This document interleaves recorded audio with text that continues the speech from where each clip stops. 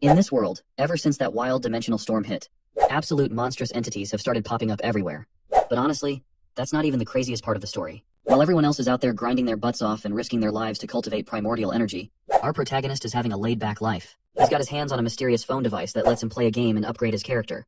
And get this, when his game character levels up and gains powers, his real-life skills and abilities get a boost too. So, buckle up and get ready to watch as our guy wrecks the competition and rises to the top, all thanks to the ultimate device he's got in the palm of his hand. In this story, a dimensional storm hit the Earth almost a decade ago, which revealed the existence of gods, fairies, ghosts, monsters, angels, demons, elves, and other legendary beings. These dimensional beings were classified into 4 categories: mortals, legends, epics, and mythicals.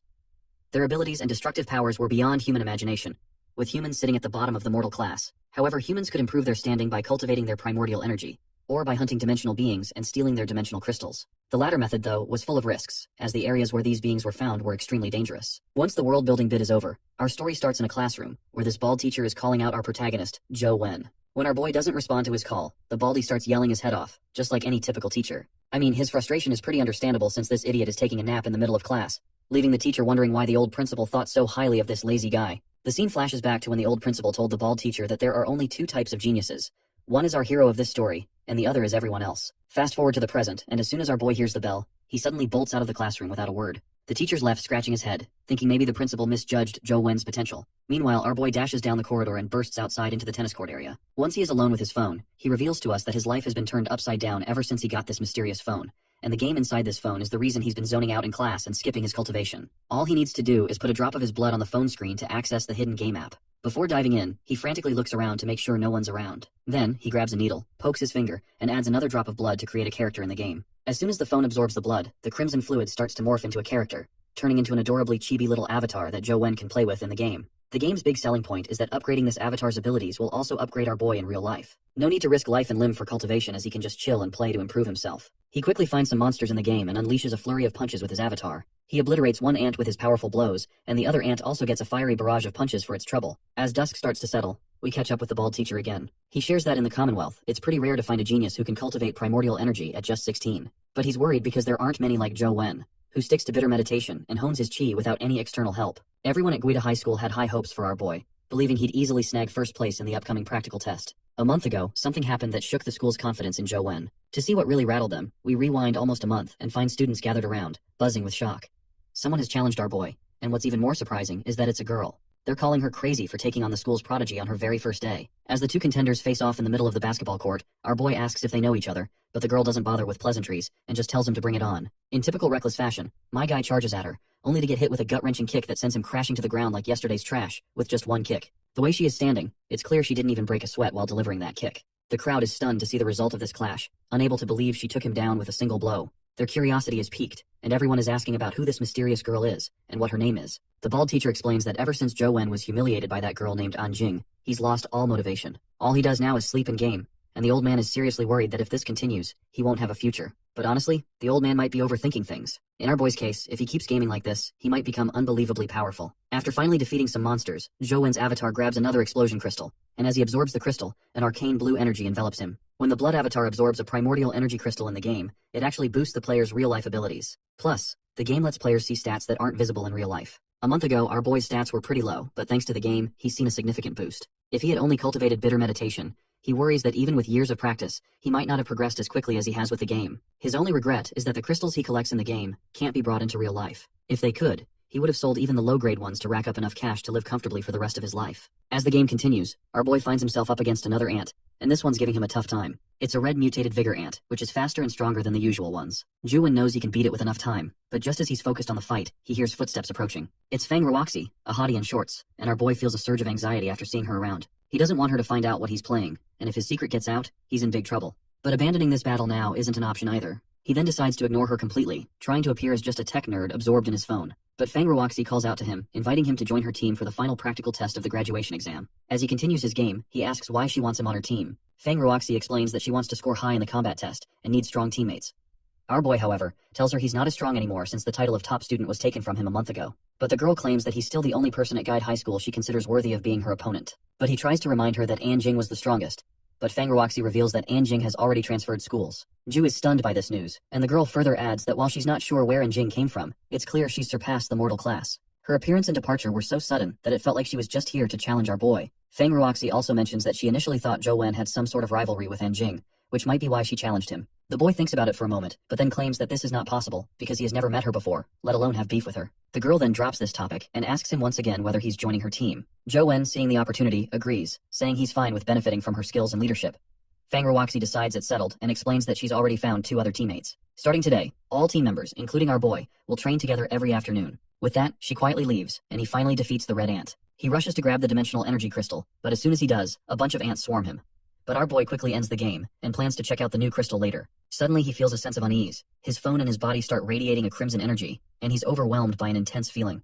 It looks like the crystal might be causing this reaction. From what he knows, the Vigor Ant Crystal seems to be a primordial energy skill crystal from the legends, but he's unsure what skill it might grant. Without wasting any time, he drops a bit of blood on his phone and activates the game to see what's happening. As soon as he looks into it, he sees that he has unlocked a new primordial energy skill. Later, all 4 members of the group come together, and Fang Ruoxi introduces Zhou Wen as their 4th teammate to the other 2 members. The 2 guys raise their eyebrows, noting that while they know about Zhou Wen's skills, he hasn't been training for over a month, so they're unsure if he can perform at his previous level. One of the guys, who has blonde hair, mentions that their main goal is to secure first place in Guide City's college entrance combat test. He expresses concern that our boy might not be the best candidate and suggests inviting another guy named Zheng Yi instead. Well, our boy can understand their hesitation to take him in. You see, the college entrance combat test is a big deal. It can significantly impact the latter part of someone's life, affecting everything from getting into prestigious universities to job hunting, and even determining their place in society's top echelons. Plus, having strong teammates is crucial for safety, so it makes sense they'd want to ensure they have the best possible team. Rue tries to convince the group that while Zheng Yi might be a strong candidate, she still believes Zhou is their best option. The blonde guy then proposes a simple test to measure their strengths if our boy does not mind.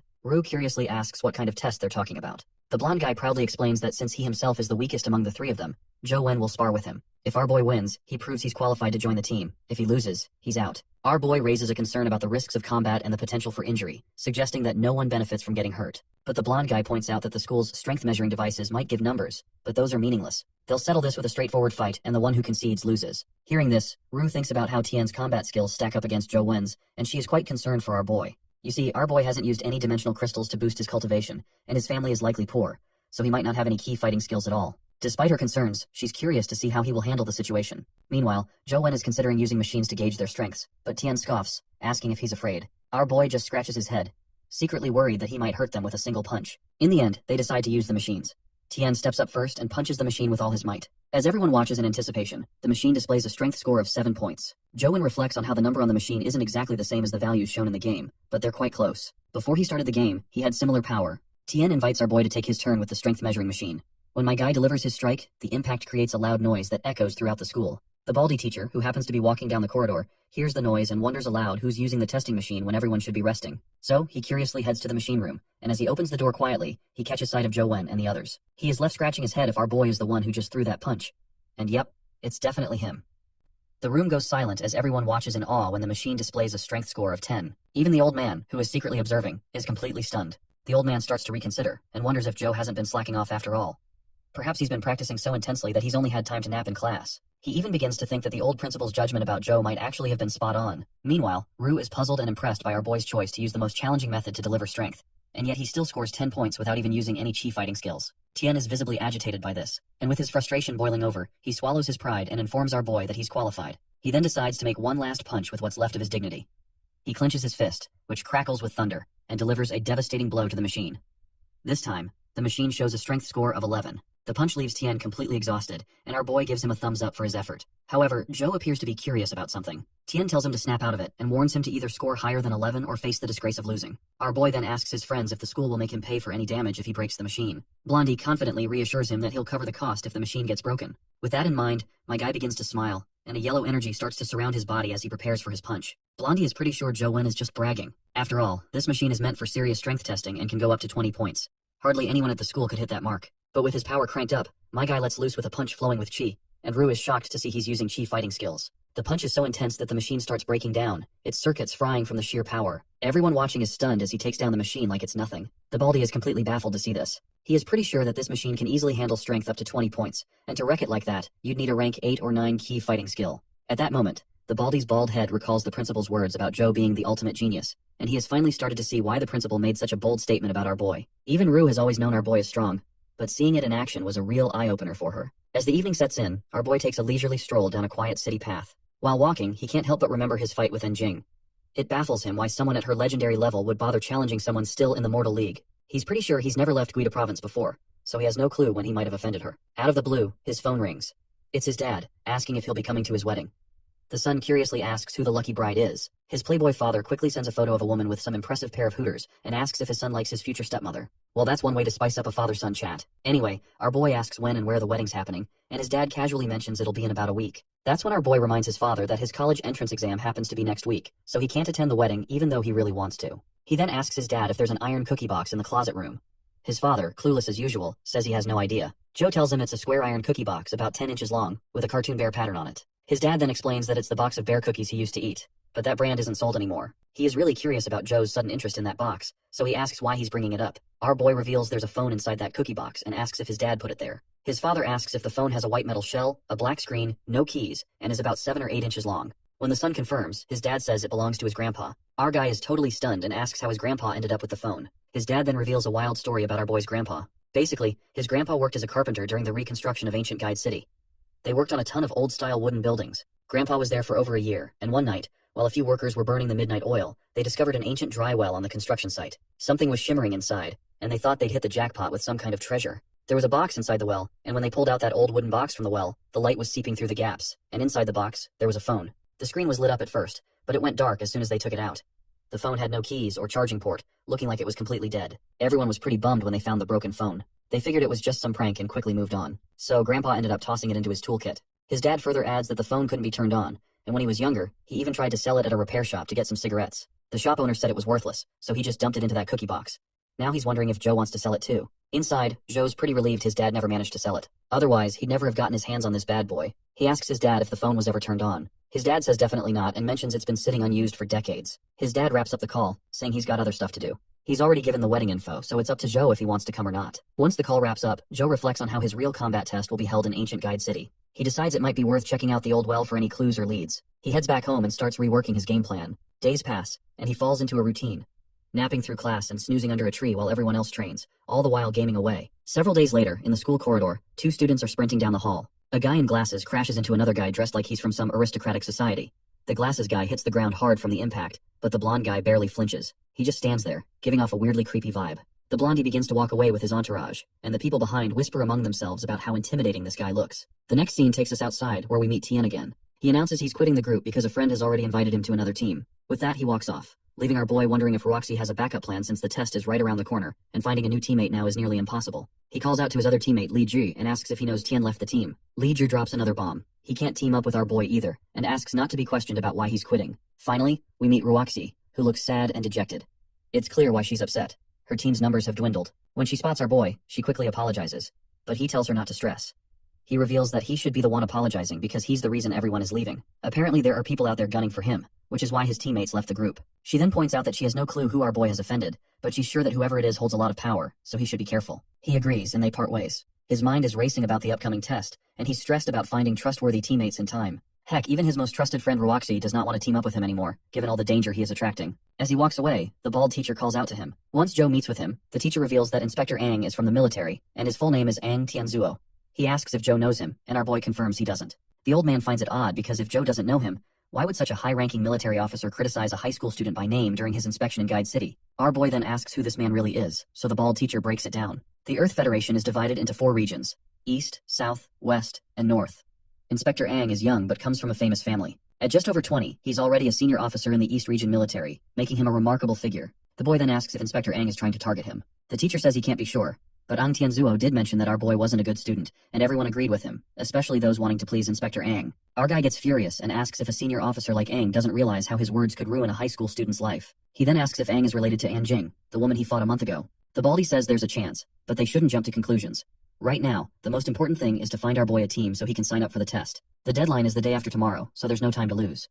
His teammates can't be just any ordinary students. The old man reveals that there's a student named Li Xuan in their school. If this student accepts our boy and his team, Baldy believes no one will make things difficult for him. However, there's a condition. Our boy has to do his best to help Li Xuan get a good score, and Li Xuan must have the highest score among the 4 team members. The boy asks if the old man is implying he should give his points to this newcomer, to which the old man agrees, stating that this is his only chance to participate in the match. The boy agrees to the terms and tells the old man to contact Li Xuan for him. After that meeting, Joe then calls his father, asking about Inspector Ang Tianzuo and if he knows him. That's when his father drops a bombshell. Ang Tianzuo is actually our boy's brother. This news hits our boy like a thunderbolt out of the blue. His father explains that Tianzuo is the son of his stepmother. Once his father marries her, Tianzuo will be officially his brother. And as if that wasn't enough, his father also reveals that our boy has a sister named An Jing. It suddenly clicked to our boy why that girl, An Jing, appeared out of nowhere and challenged him in front of the entire school. It was probably just to tarnish his reputation. He quickly asks his dad if those two actually like their new father. In response, the dad claims that they both respect him a lot. After ending the call, the only thing on Joe's mind is why these siblings are trying to mess with him. He wonders if they disapprove of the marriage between his father and their mother. He reflects on how Tianzuo flaunted his authority, tried to block him from joining the exam, and An Jing defeated him with a single hit, all because he's just way too weak to stand against them. Nonetheless, he heads back to his messy, stinky apartment and dives into his game, figuring leveling up is the best way to tackle these problems. After taking down a mutated ant, he gets a special drop, a symbiotic egg. Zhu gets excited to see this, because he knows it's rare for someone at the mortal level to get a symbiotic pet, since most people get theirs at the legendary level. As soon as his blood avatar tries to grab the egg, it starts to crack and hits him right in the chest. Suddenly a voice echoes in his head, calling him master, and pledging loyalty, even saying it would die for him. He feels this intense pain coursing through him, and he quickly sits back on his bed with his head aching like hell. But then, he notices a new tattoo on his hand, and once he checks his mobile phone, he sees he's now got a pet, known as a mutated immense strength ant. This pet can also be used in its symbiotic form as a fist weapon. Excitedly, he covers the windows with curtains for some privacy, and decides to summon his new pet, though he's not quite sure how to go about it. He starts thinking about his pet, and as he concentrates, his hand begins to gather energy. A glove-like weapon starts to form above his hand. It turns out this glove is the symbiotic form of his pet, and is said to enhance the user's abilities. He then decides to summon the mutated immense strength ant itself. As the glove dissolves into mist, the crimson mist begins to shape into the ant.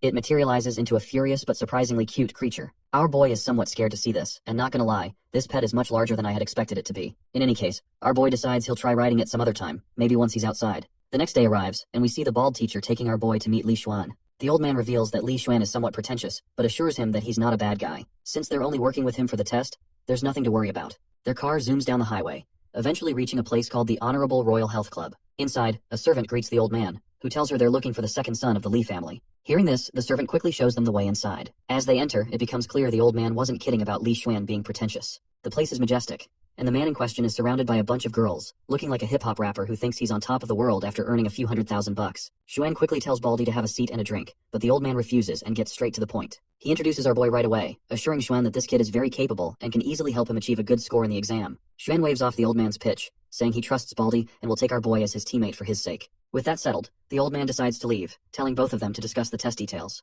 Before leaving, the old man turns to our boy and tells him to get familiar with Li Xuan and his team, because the test is right around the corner. With that, the old man leaves, and Xuan turns to Joe, claiming he's heard about him, and that he's apparently the best genius in Guida High School. Our boy just shrugs it off as a rumor and tells him not to take it seriously. Li Xuan agrees, and points out that it's impossible to have geniuses in a small province like this one. He then reminds our boy that if he were a genius, he wouldn't have been defeated by An Jing with one move. He then tells Joe that he doesn't have to participate in any teamwork training. All he needs to do is follow commands and not cause any trouble. He then offers Joe a challenge.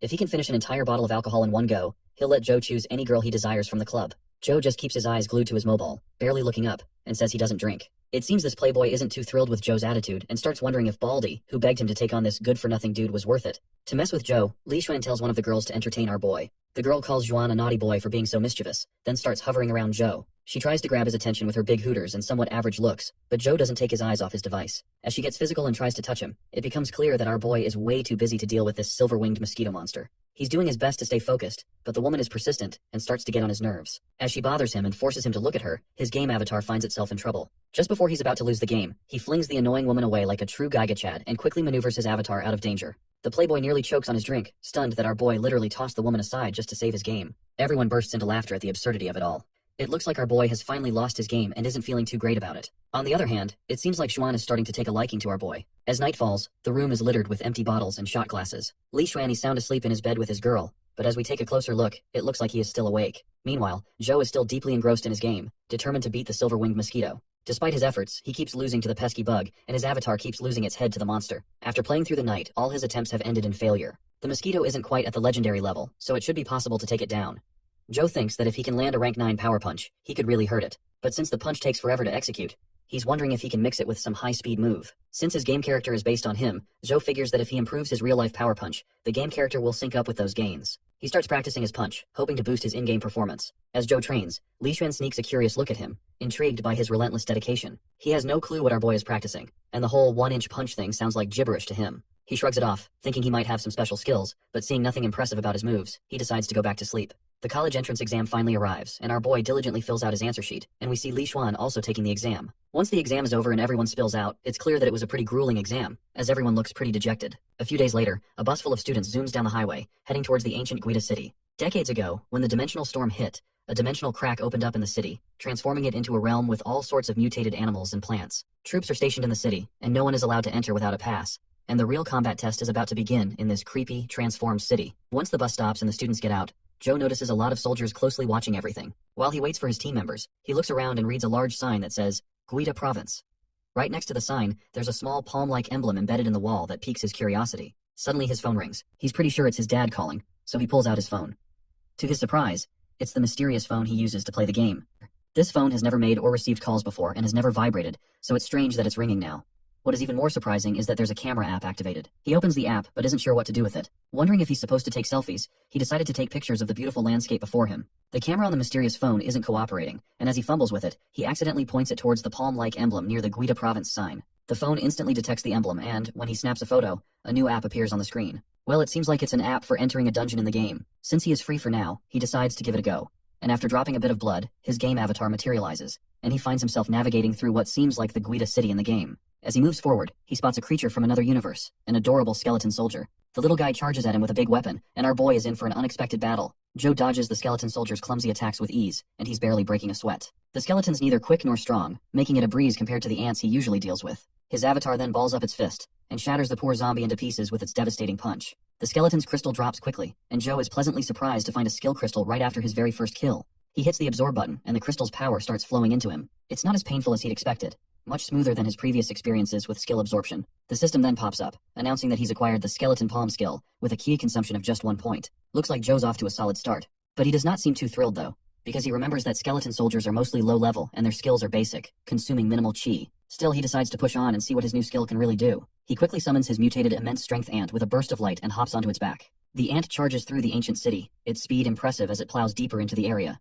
And shortly after, he encounters more skeleton zombies. He slices through them effortlessly, treating them like mere practice dummies. He is sure that each kill is going to rack up more crystals, so he is enjoying the thrill of the hunt. After a while, our boy's excitement dwindles as he realizes he hasn't gained anything, despite having taken down a ton of skeleton soldiers. As he ventures further into the dungeon, he encounters something unexpected. A bunch of little skeleton zombies guarding the final boss. A much larger skeleton seated atop a horse. The skeleton knight wastes no time, moving with incredible speed and landing a solid hit that pierces through Joe's avatar, killing him instantly. When the game ends, he looks back at the emblem near the signboard, and is certain that beyond that door, Guida Province holds many more mysteries. Suddenly someone appears behind him. As soon as he turns around, he sees his stepsister, who, as usual, doesn't seem particularly thrilled to see him. Shortly after, we see Joe holding a pen drive, and we are not sure how he got this little thing. The scene then flashes back to when his stepsister had swung her fist at him, stopping just before his face. She told him that their father had asked her to deliver something to him, and quickly handed over the pen drive. As she leaves, she wonders aloud how their father is wasting his efforts on someone like Joe, calling him a loser, and saying he'll never be a true member of the Yang family, because no one in her family is as useless and weak as he is. Our boy is kinda puzzled about when he became a member of her family. Just as he's lost in thought, he hears a call from Xuan. As he turns around, he sees Xuan finally arriving with the other 2 team members. My guy is dressed so casually that he looks like he's here for a beach party rather than a serious exam. The playboy then puts a hand on Joe's shoulder and tells him not to worry about a thing, as his goons will handle everything. The 2 lackeys quickly agree, with one of them even boasting that he could single-handedly take down all of Guida Province for his boss. Xuan doesn't seem too impressed with his lackey's overconfidence. The other one, wearing a black hat, steps forward and promises that they'll do their best and nothing will go wrong. Seeing this, Joe quickly realizes that Xuan is intentionally keeping himself and our boy out of the action, planning to use these 2 goons as pawns. The time for the test finally arrives, and a soldier tells everyone to report to the invigilator. That's when we catch sight of Ruoxi, and our boy spots her too. He flashes a pleasant smile and gives her a thumbs up, which seems to relieve her a bit, seeing that Joe has finally managed to join a team. The city gates begin to crack open, emitting a bright blue energy that forms some kind of portal. A guy in glasses, probably the invigilator, steps up and explains the rules. Points will be calculated based on the number of crystals collected by killing skeleton soldiers, and the number of crystals will also determine their ranking. With that, he tells everyone to step forward and enter the gate. Joe confidently walks toward the portal, and as soon as he steps through, he finds himself on the other side along with other students, ready to take on whatever challenges come his way. Skeleton monsters start popping up, and the students dive at them like they're the last roll of toilet paper in a Walmart during a sale. The skeletons clatter forward, their bones making hilarious rattling noises. Black Hat Dude takes down a skeleton with a single swing, slicing through its neck like it's made of butter. Meanwhile, overconfident guy grabs another skeleton's hand and gives it a brutal knee smash, turning it into bone confetti. Well, it seems like our boy doesn't need to worry about anything, since these guys are actually quite a powerhouse team. He is happy that this gives him the perfect excuse to check something on his phone he's been curious about for a while. Xuan, however, is super confused. He's watching Joe play on his phone and starts to wonder if this guy is actually a genius, or if it's just a load of hot air. Meanwhile, whatever Joe was trying to confirm, his hunch was right on the money. Apparently, he was looking into the layout of the game, and not just the city gate, even the layout of the buildings is identical to the dungeon in the game. This makes him curious if every dungeon is based on a real place inside the game. As soon as he realizes this, his face goes pale as if he's about to crap his pants. If this real-world setting is actually similar to the game, then the Skeleton Knight must exist as well. But thankfully, according to the area he explored in the game, they are still far from the Skeleton Knight. As long as they stay in the testing area, they won't encounter that monstrosity again. After a bit, our group regroups and starts planning to head deeper into the city. But our boy is pretty hesitant to push further, and we already know the reason behind his hesitation. The lackeys argue that most of the skeleton soldiers in this part of the city have been cleared out, and the rate of new ones popping up has slowed. If they want to rack up those high scores, they've got no choice but to explore further. Joe tries to make them see that leaving the testing area could get seriously risky, but Xuan just shrugs and states that if our boy is scared, he can stay behind. The lackeys also agree, saying going deeper is their only real shot at scoring big. So, Xuan tells Joe to stick with them and promises that even if things get hairy, his lackeys will have his back. Seems like Joe's in a bit of a pickle because he can't exactly spill the beans about the big bad monster waiting around the corner. So, he tucks his phone away and decides to stick with the team for now. He is also thinking of fighting that skeleton knight in the game in order to figure out the strategy to defeat it. It's his only shot at making sure both he and Li Xuan make it out of this mess alive. As the two lackeys charge ahead, they're smacking down skeletons left and right with their flashy powers. Meanwhile, Joe and Xuan are just casually strolling along, with Joe completely absorbed in his game. He's getting his virtual behind handed to him by that pesky Skeleton King over and over. After another defeat, Joe faces the harsh reality, which is that dodging or jumping doesn't help, because that knight's sword always finds its mark and is way scarier than the silver-winged mosquito. But then he remembers that the Skeleton King isn't super agile all the time, and it only speeds up when it's charging at him. He is pretty sure that the monster must be using chi fighting skill to pull this high-speed move. He is not sure how to deal with this, and if it continues like this, they are all gonna get wiped out. But suddenly, he notices something interesting. The dead monster has dropped a large dimensional crystal. One of the lackeys quickly grabs the crystal and rushes to show it to their master. The lackey hands over the crystal to the master, and our boy reminds Xuan that they've gathered enough points and should make a hasty exit. However, the lackey disagrees, saying there's no need to rush since there's still plenty of time before the exam ends. The black hat guy agrees, adding that they should rack up some extra points to ensure they come out on top. The playboy checks his phone and notes that there are no reports of creatures above the legendary level nearby, so it should be safe to go further. But our boy grabs his hand and asks if he believes in instincts. Xuan looks at him, confused, and asks what he's talking about. Joe explains that he always gets a terrible feeling when danger is near, and it has never been a false alarm. Right now, he's experiencing an overwhelming sense of unease about the danger ahead. Of course, one of the goons doesn't take Joe's warning seriously. He lashes out at him, reminding him that he should consider himself lucky to be accepted by his master, and he better not drag everyone down just because of some weird gut feeling. Joe snaps back, pointing out that Guida province is a small place and no students dare to leave the testing area. Besides, they've already earned so many points that they'll maintain their advantage as long as they keep hunting in the testing area, so there's no need to venture into the unknown. It seems Joe's words strike a chord with Xuan, forcing him to admit that our boy has a point. But suddenly, the black hat guy pulls out a sharp dagger and thrusts it right into Xuan's back. After delivering that cowardly blow, this bastard grins like a cat who just caught a mouse, enjoying his little act of treachery. The blonde lackey tries to step in to protect his master, but ends up getting taken down by the black hat guy too. With a menacing look in his eyes, the black hat guy tells his fallen comrades to just die like dogs. The playboy admits he didn't see that coming, and in an instant his wound heals completely, and he looks at the treacherous black hat guy, asking if he was sent by his brother. The black hat is surprised to see that a playboy like Xuan knows the chi spell, known as Invincible Constitution. Here is the explanation of this chi spell thing. You see, chi spells are different from chi fighting skills or dimensional crystals. They're specific techniques created by humans, each with its own cultivation limits. Invincible Constitution is one of the rare spells that can raise a person's maximum level straight to the epic tier. However, it's said that only virgins can practice this spell, and once they lose their virginity, they must start over from square one. Our boy is skeptical about Xuan practicing this spell, considering he is always surrounded by peachy cheeks to smash. The lackey on the ground speaks up, disappointed that his friend helped Li Mobai work against Xuan. Our playboy also expresses his disappointment, saying he never wanted to compete with his brother for power, so he can't understand why his brother wants him to die. The black hat guy makes a sassy comment that Xuan should blame himself for the fate he's about to face. With that, the black hat guy begins to gather energy into his dagger and throws a green energy slash at our playboy. However, the guy sidesteps the attack with such flair that it's almost unbelievable. Our boy and the other lackey are stunned when they spot a giant snake, known as the explosive scale snake. It becomes clear that the black hat guy is not an ordinary opponent, as no one could summon a legendary level creature like this. Meanwhile, Xuan just stands there like he couldn't care less. He casually explains that legendary level pets can be hatched if someone at that level is willing to pay a hefty price to transfer the creature's symbiotic egg. The scrawny trader looks impressed by all the knowledge our playboy has been dropping, but he quickly picks up his momentum and lunges at Xuan with a dagger. Xuan, however, just grabs the dagger with his bare hands, like it's no big deal. The black hat guy's jaw drops at the sight, because he's clearly not ready for this level of badassery. Our playboy's calm face turns into something straight out of a dark fantasy. With a simple flick, he unleashes a massive energy explosion, sending the scrawny guy skidding across the ground. It's clear now that Xuan's not just some pretty face. He's packing serious heat with his legendary level creature. As he walks forward, crackling with dark energy and looking like he stepped out of a Dark Souls game, the scene is set for an epic showdown. He gives off terrifying vibes to the Black Hat, who quickly starts retreating like his life depends on it, which it kinda does. But Xuan isn't about to let him off easy. He leaps ahead and starts chasing that guy down. Meanwhile, Joe is also trying to keep up, but they're just way too fast, and he eventually loses sight of them. The lackey behind tells Joe to keep chasing because he's gotta help Xuan at all costs. Joe replies, "Yeah, you go ahead, I'll catch up." The blonde lackey gets all huffy, calls Joe a coward, and keeps marching forward, searching for his boss. Joe knows that even if he did chase after them, he wouldn't be much help. Both Xuan and Jiang Ho have legendary level creatures, which he definitely doesn't have. Right now his main concern is the Skeleton Knight, and he's pretty sure it'll be game over if they bump into that monster. So, the only way to help Li Xuan is to find a way to handle this Skeleton Knight. Joe pinches his thumb again, drops a bit of blood, and his avatar finally comes back. He's determined to face off against this knight and figure out a way to deal with it in real life. The Skeleton Knight quickly starts charging at him on its horse, and that's when Joe realizes that running is useless. Once that knight begins its charge, it's next to impossible to dodge the attack. So, he quickly leaps forward toward the knight, catching this empty-headed monster off guard. The knight seems pissed and starts throwing his spear-like weapon around, trying to hit Joe. But our guy isn't just standing around like a sitting duck. He keeps moving, running circles around the knight who's perched on his horse, desperately trying to land a hit. As the action intensifies, Joe keeps dodging left and right. That's when the Skeleton Knight uses its trump card and lands a solid hit right into the avatar's chest. The reason he got hit is that he got distracted by the commotion nearby, and he's pretty sure Xuan has finally encountered the Skeleton King.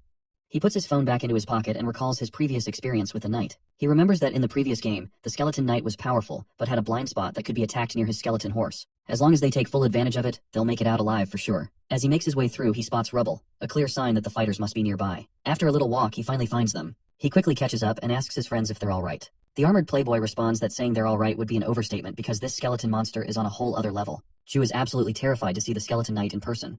It looks way scarier than the one he saw in the game. He also notices that the Black Hat is standing behind the Skeleton Knight. He is blown away to see that the skeleton is not attacking the Black Hat. But then, he notices the armor the Black Hat is wearing, which must be why the Skeleton Knight is ignoring him completely. By the way, this Black Hat dude is Jiang Hao, and Joe finds it really concerning that Xuan's brother must be incredibly rich to afford to equip this Black Hat dude with so many legendary level creatures. The knight quickly recognizes our party as a threat and starts charging at them on his horse. But the playboy jumps in and tells everyone to stand back, quickly raising his shield before the skeleton can strike. When their attacks clash, there's an explosion of power that sends shockwaves so intense that the guy standing next to Joe gets flung like a mosquito, hitting the floor with a resounding thud. He starts coughing violently, but insists he's fine, despite the obvious pain. As the dust settles, we see the Skeleton King and Playboy locked in a deadlock. That's when the Playboy notices a sneaky attack coming his way, and it's the same explosive snake from Jiang Hao. But Xuan quickly raises his shield, stopping the monster dead in its tracks. Jiang Hao retracts his snake and starts grinning maniacally, saying he's excited to see how Xuan will handle both threats at once. While the Skeleton Knight continues trying to take down Playboy, this cocky goon charges at him as well, making things even worse for Xuan. His armor is starting to crack under the relentless attacks, and it's looking like he's having a really rough time. Joe then asks the Playboy how long it will take him to defeat Jiang if he distracts the Skeleton King for the time being. In response, Xuan proudly claims that it won't take him more than 2 minutes, and he is totally sure of himself. On the other hand, the lackey just laughs inwardly. He's convinced that Joe is just a mortal level, so there's no way he can survive the Skeleton Knight's attacks. If Joe tries to take him on, it's pretty much a death wish. But well, our guy makes a dramatic show of taking off his coat, striking a clear stance, and then leaps right behind the Skeleton King. He casually provokes the skeleton, inviting him to a fight. The empty head falls for the bait, and quickly stands in front of our boy.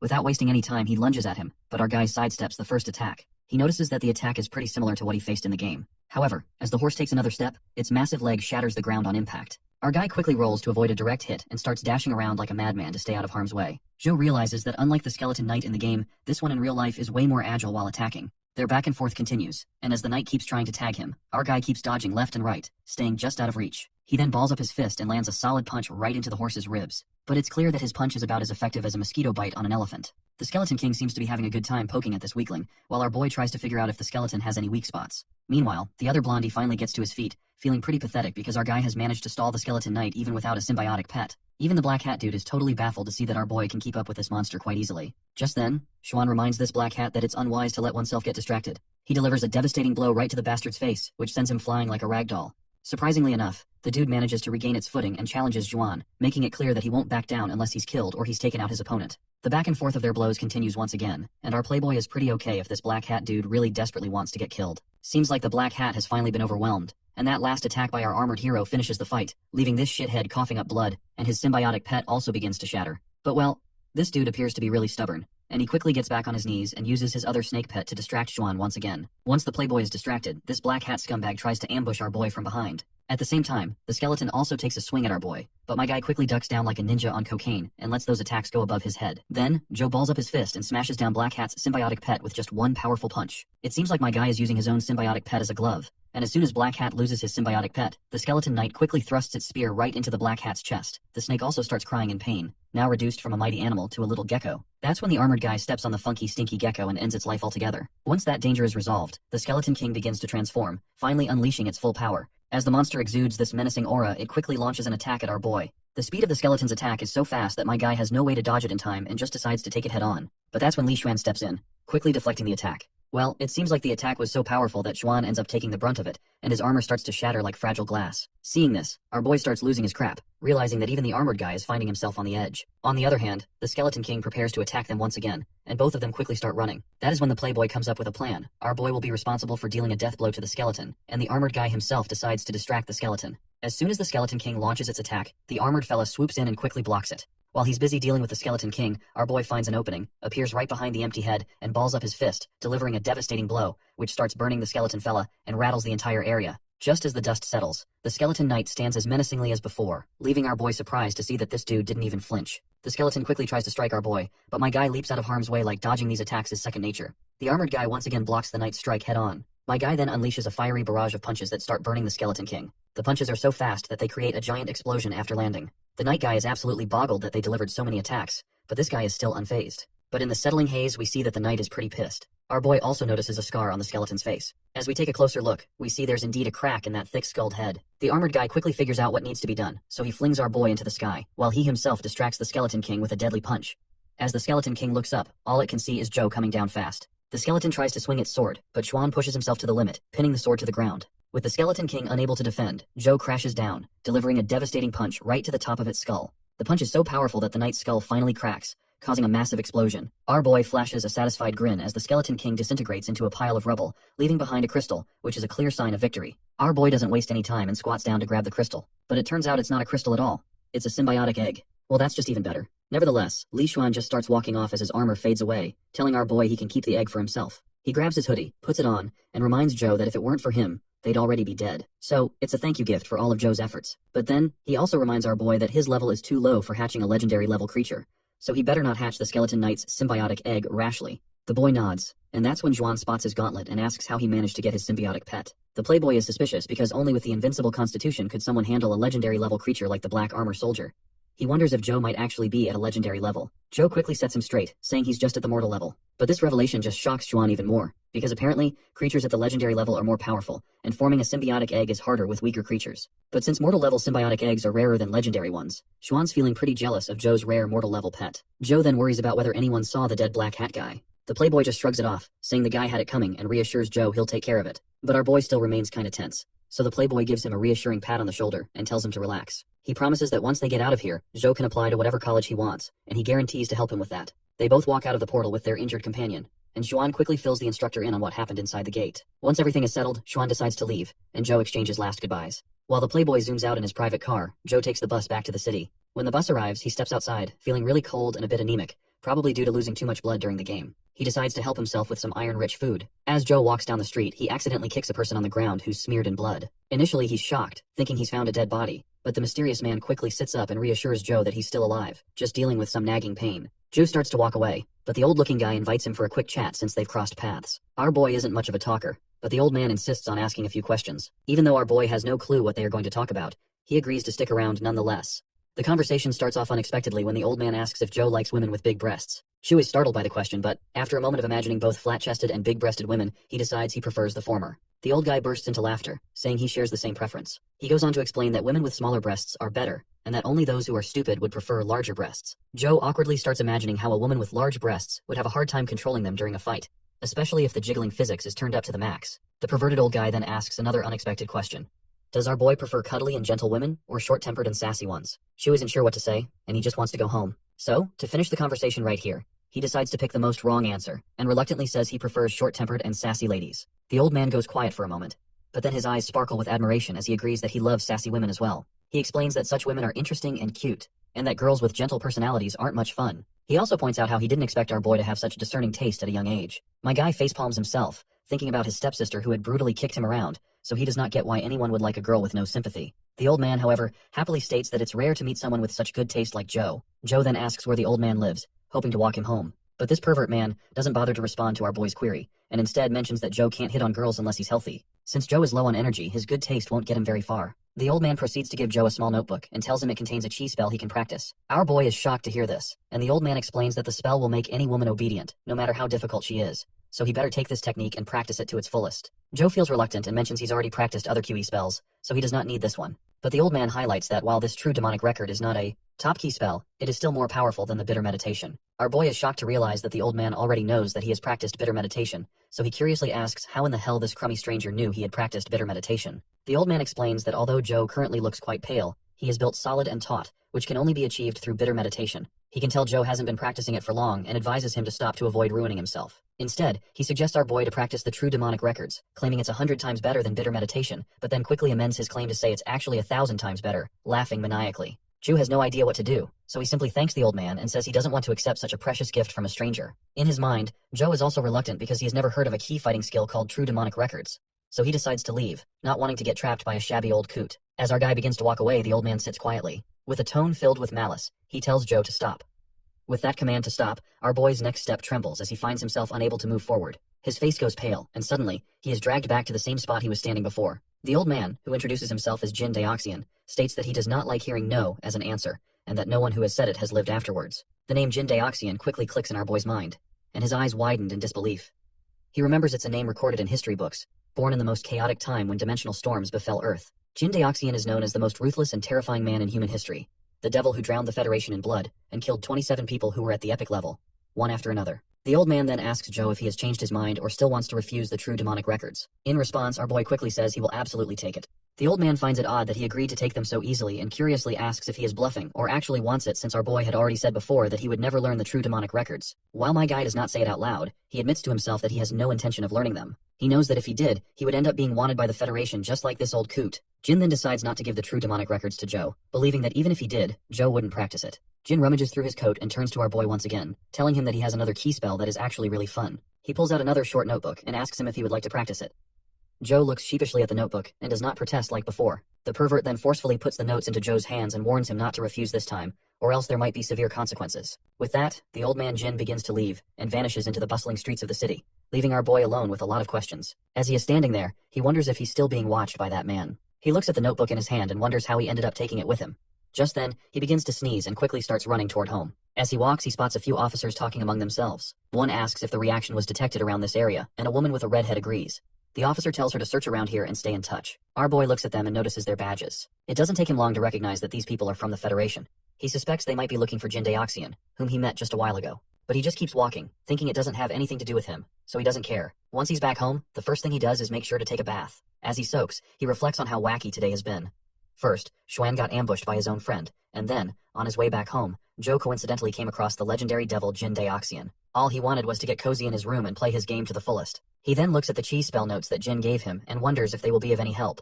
Nonetheless, he falls into his bed for some good sleep. Just as his mind drifts into the realm of dreams, he begins to see monsters surrounding him from every side. The dream is so overwhelming that he jolts awake in his bed, utterly sweating profusely. He quickly stands up with his shaky body and begins to puke into the toilet, his head spinning from the intense pain. He has no clue what's going on with him. Suddenly, his eyes fall on the key spell notes that the old man gave him, and he notices some words flashing on the page, which says, Lost Immortal Sutra. He quickly grabs the notes and thoroughly scans them from all angles, but he finds nothing unusual. Well, this makes him only think if he's really just anemic. As the sun begins to rise, signaling the start of a new day, he washes his face and looks at himself in the mirror. He feels more refreshed and awake. He then decides to start his day with some game time. He grabs his phone, pinches his finger, and puts a few drops of blood on the screen, and his avatar quickly loads up. Once inside the game, he's surprised to see that the skeleton knight is still there, and this only means that the monsters in the game and those in real life don't affect each other. Well, it seems like this is a welcome discovery because it gives him another chance to give it a go. The monster charges at him again, and once more, our boy finds himself defeated by the skeleton knight. After hours of playing, he's utterly exhausted.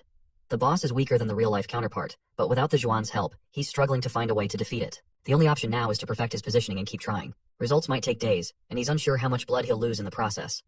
To get a sense of the blood loss, he looks up information online, but the sheer amount of data is overwhelming. So, in a classic move, he decides to keep it simple and just munch on some nuts for a quick energy boost. Other than that, he could simply avoid being killed to deal with his blood loss issue. Still, he decides to buy some food first before grinding again in the following days. He puts on his jacket and heads to a nearby grocery store, picking up all the healthy options to ensure he gets enough nutrients. Back home, Joe starts grinding once more, and during this intense period of gameplay, he piles up cans of food beside him. Well, it seems like he did not pick the healthy options after all. After many attempts, he finally begins to match the skeleton knight. He finds an opening while he is airborne and smashes the monster's skull into smithereens. This kill drops a dimensional crystal of level 13, which boosts speed. Joe proudly takes his reward, but when he checks his stats, he sees his speed points only increase by a few, bringing it up to 9. He finds it odd since it should have gone up to 13, but it seems he's reached the limit for his current level. Our boy is mulling over the idea of using bitter meditation to reach the legendary level, but as Jing Daoxian said, bitter meditation is nothing compared to invincible constitution. He's itching to learn a higher level Kwai fighting skill, so he's wondering if he should give the spell try which Jing Daoxian gave it to him. That's when something unexpected clicks in his mind. He quickly hops onto his chair, boots up his PC, and plugs in that pen drive his stepsister delivered and his dad sent. He's thinking there might be a key spell on it, but he shrugs it off, thinking it's unlikely. But as soon as the system reads the pen drive, we see that there's indeed a spell called Sun Shooting. His jaw drops to see this, and he pinches himself to make sure he's not dreaming. You see, both the Sun Shooting spell and Invincible Constitution can help people reach the legendary level and beyond, and they're mainly used for attacks. The Sun Shooting spell is less demanding than Invincible Constitution, and it appears to be a family key spell from someone in the Federation. He has no clue where his father got this. He wonders if he got hand on the Sun Shooting spell through Aang family's connections, and paid it to acquire it. By the way, Aang family is our boy's step-family, but he quickly shrugs off the thought, convincing himself his father isn't the type to go to such lengths for something like this. Just then, his father's phone rings, and it's our boy calling. The father is curious why his son would call at this hour, and when he picks up, our boy throws him off by asking if he's still in one piece. The father is confused and doesn't know how to respond, but then snaps, telling our boy to knock on wood and calling him a damned brat. Well, it seems like his dad's doing fine, and our boy was just checking in. He then gets serious and says he has a question. The father tells him to go ahead, so our boy asks where he got his hands on the sun shooting spell. There's a long pause before the father asks what sun shooting spell he's talking about. This news shocks our boy, and he quickly asks his father again if he didn't tell Jing to give it to him. The man quickly responds that he's not interested in cultivation, so he does not have any reason to get something like this in the first place. Well, this leaves our boy disappointed to learn his father never thought of him in that way. However, he's still puzzled about why Jing said it was from her dad, and this is just making things complicated. His father then adds that it might be a gift from Jing. Our boy acknowledges this and quickly ends the call, which annoys his dad, but he calms down and decides to ask around about who gave his son the sun shooting spell. Back with our boy, he reflects on how the family seems to be taking a special interest in his father. He's confused about why Jing challenged him at school, and he also almost missed the test because of his stepbrother, Inspector Ang. Now, out of the blue, she's given him such a rare key fighting skill. It doesn't add up, so he decides to focus on practicing the spell instead of worrying about who gave it to him. As he starts to drift off to sleep again, his heart begins to race, and he feels a sense of unease. Suddenly, he sees those same demonic hands reaching for him once more. When the hands grip his throat, he starts to panic, and he wakes up drenched in sweat. After experiencing this wild dream twice in a row, he's convinced that Jing Daoxian must be behind it. He heads to the sink to freshen up, and the old man's words flash through his mind. He then glances at the small notebook, and wonders if it could help him deal with the troubling dreams.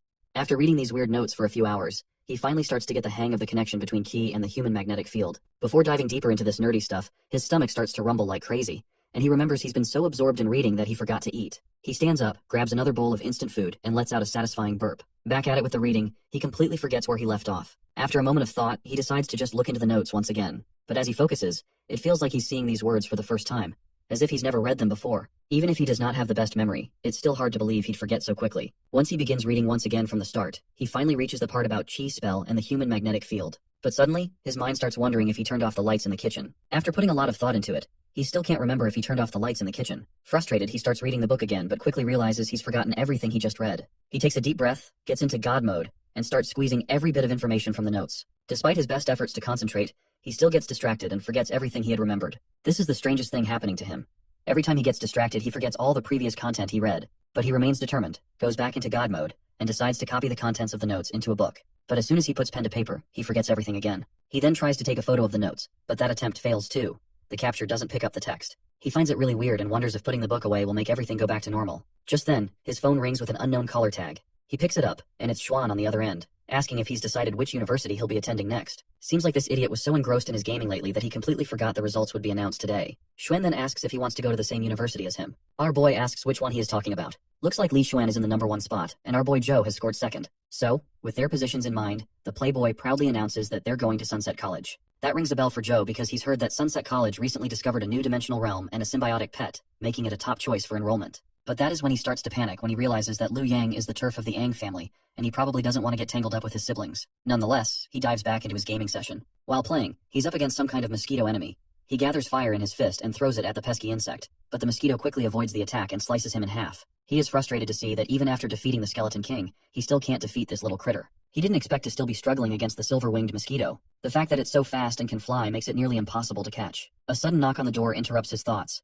He quickly heads to the door to see who it might be. When he opens it, he's surprised to find Li Xuan standing outside. It's pretty odd to see him on his doorstep so early in the morning. But this playboy doesn't even bother to ask for permission, and just walks inside the home. Our boy finally asks Juan what the hell he's doing here and mentions that he still hasn't decided if he wants to go to Sunset College. Xuan then offers him a book, telling him to take a look. Joe flips through the pages and asks what it is. The playboy then reveals that it's a secret document from Sunset College, and tells him to examine it closely. As our boy takes a look at the papers, the playboy points to a drawing, and explains that it's a creature from a dimensional realm in its visceral form. He boasts that this type of creature recently appeared in the dimensional realm discovered by Sunset College. Our boy feels a bit creeped out by Juan's over-enthusiasm and asks what's so special about it. The poor playboy quickly feels disappointed and a bit irritated by the question. So, he snaps at our boy, asking if he even understands the significance of this kind of symbiotic pet. He explains that if Joe were to lose his heart in battle, this creature could quickly replace it, essentially giving him a second chance at life. Even after hearing all this, our boy still feels pretty clueless, which is really bugging Xuan. Our boy does understand the significance of this symbiotic pet, but isn't thrilled about being surprised by everything. Xuan reveals that the dimensional realm is under the jurisdiction of Sunset College, so only people from that college can access it. He adds that if the news were officially released, top students from around the world would rush to enroll, but the quota is limited. Hearing this, our boy's interest is finally piqued, and he quickly agrees to go to Sunset College. Xuan then mentions that there are rumors the Ang family will also be attending Sunset College. This news rattles our boy's nerves, and Juan is surprised by his scared expression. He asks why our boy looks so afraid, to which Joe just shrugs and says he's not scared at all. He confirms he's going to sign up today, and the playboy tells him to pack his bags because they're heading to Luoyang in his Lamborghini. A while later, we switch to an FBI headquarters or something like that, where two officers are still trying to track down Jin Daoxian. They pull up the security footage from Changjun Road and spot our boy on the video. They start making guesses that Joe might be connected with Jin Daoxian. Meanwhile, on a speedy highway where the city is about to face a storm, Joe and Xuan are tearing through the highway in their Lamborghini. Joe's having a blast, but he's also worried how this journey is going to take a lot of time, because they will have to bypass all of the areas near dimensional realms. He also thinks about the challenge his game is posing. The difficulty has almost doubled, and he figures that keeping on playing might just waste his blood. He glances over at Juan, who's lounging in the passenger seat. Feeling a bit drowsy, Joe starts to nod off but quickly jolts himself awake. He's sure that if he falls asleep in the car and gets sleep paralysis, he'll be in big trouble.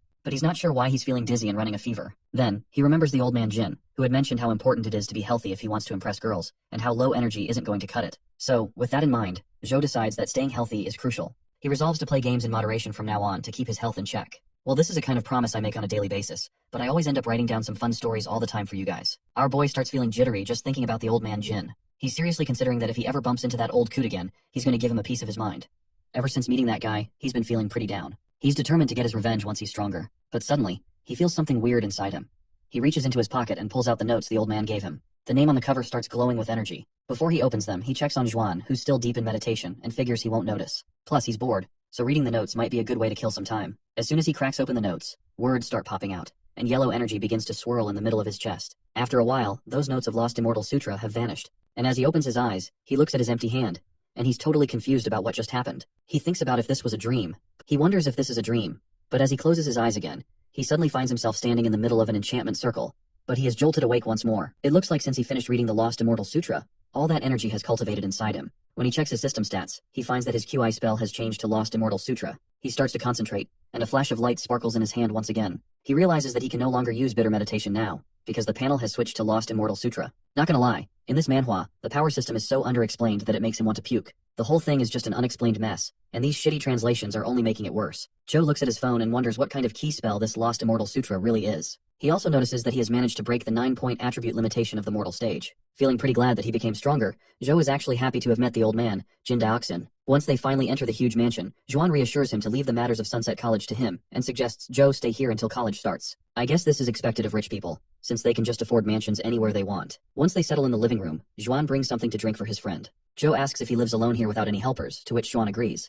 He then offers Joe a weird hybrid can of Coca-Cola and Pepsi. As they chug down the drink, Juan's phone abruptly rings. He talks to someone for a while, and once he finally hangs up, he tells Joe to just have a rest here, and in the meantime, he himself is going outside for some work. Once he's alone, he starts wandering around and quickly sheds his coat. He begins swinging his fists, and then reflects on how a power punch requires a big movement, making it tough to use the same technique to deliver a precise 1-inch punch. He remembers trying it on that pesky silver-winged mosquito, but the little critter dodged his punch with ease. Looks like he'll need a new technique to handle that mosquito. That's when he recalls the skill he picked up, which is Skeleton Palm. He glances at his hand, which is still billowing smoke, and thinks the Skeleton Palm's rank is pretty low, so it probably won't be very effective. But he decides to train with it anyway, and as soon as he swings his hand, a gust of wind blades zooms around the area. He notices that this move is quite fast, making the Skeleton Palm a surprisingly good match for his 1-inch punch. So, he keeps training, pushing himself until he's utterly exhausted. He realizes that although it's a rank 1 QI fighting skill, it surprisingly consumes a lot of ki. Deciding to test it out in the game, he grabs his phone, puts some blood on it, and his avatar appears right away. Hilariously, his avatar lands right on top of a mutated ant.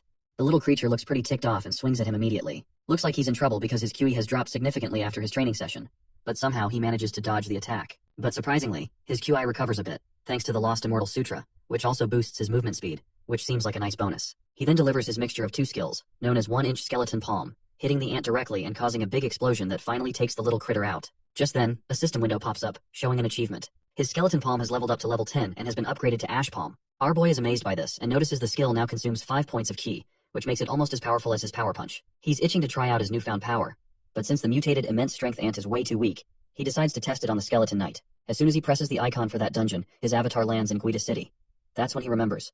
Since he's already beaten the skeleton knight, he'll only get another shot at the skeleton king if he dies and respawns. So, reluctantly, he lets those little skeletons take him out. After a lot of messing around with his new skills, he finally gets the hang of the skeleton knight's attack patterns. Apparently, he's started using his high speed to dodge and strike the skeleton knight from behind with his ash palm technique. That single attack shatters the skeleton's head into smithereens. After a while, a lady steps into the mansion. As soon as she sees him down there, she calls out, and her stern call wakes our boy up. He is startled and quickly sits up, asking who she is. The lady demands to know why he's alone and where Li Xuan is. He mentions that Li Xuan is out, which makes the girl assume he must have been hanging around with some girls or shady people again. She curses him for always avoiding her whenever she tries to reach out. With that odd remark, she turns to leave, leaving our boy more confused than ever. But then she suddenly stops, grabs his hand, and tells him he can serve as a stopgap. And with that, she starts dragging him along, even without his permission. The girl turns to him again and reminds him that she's Li Xuan's older sister. Since he's a friend of her brother, she wants to ask him for a favor. Well, come to think of it, our boy remembers that Xuan is indeed his friend now, thanks to all the help and favors they are doing to each other. But he'd rather avoid any trouble and just enjoy some alone time to play games. As he mutters this to himself, the girl asks what he's talking about,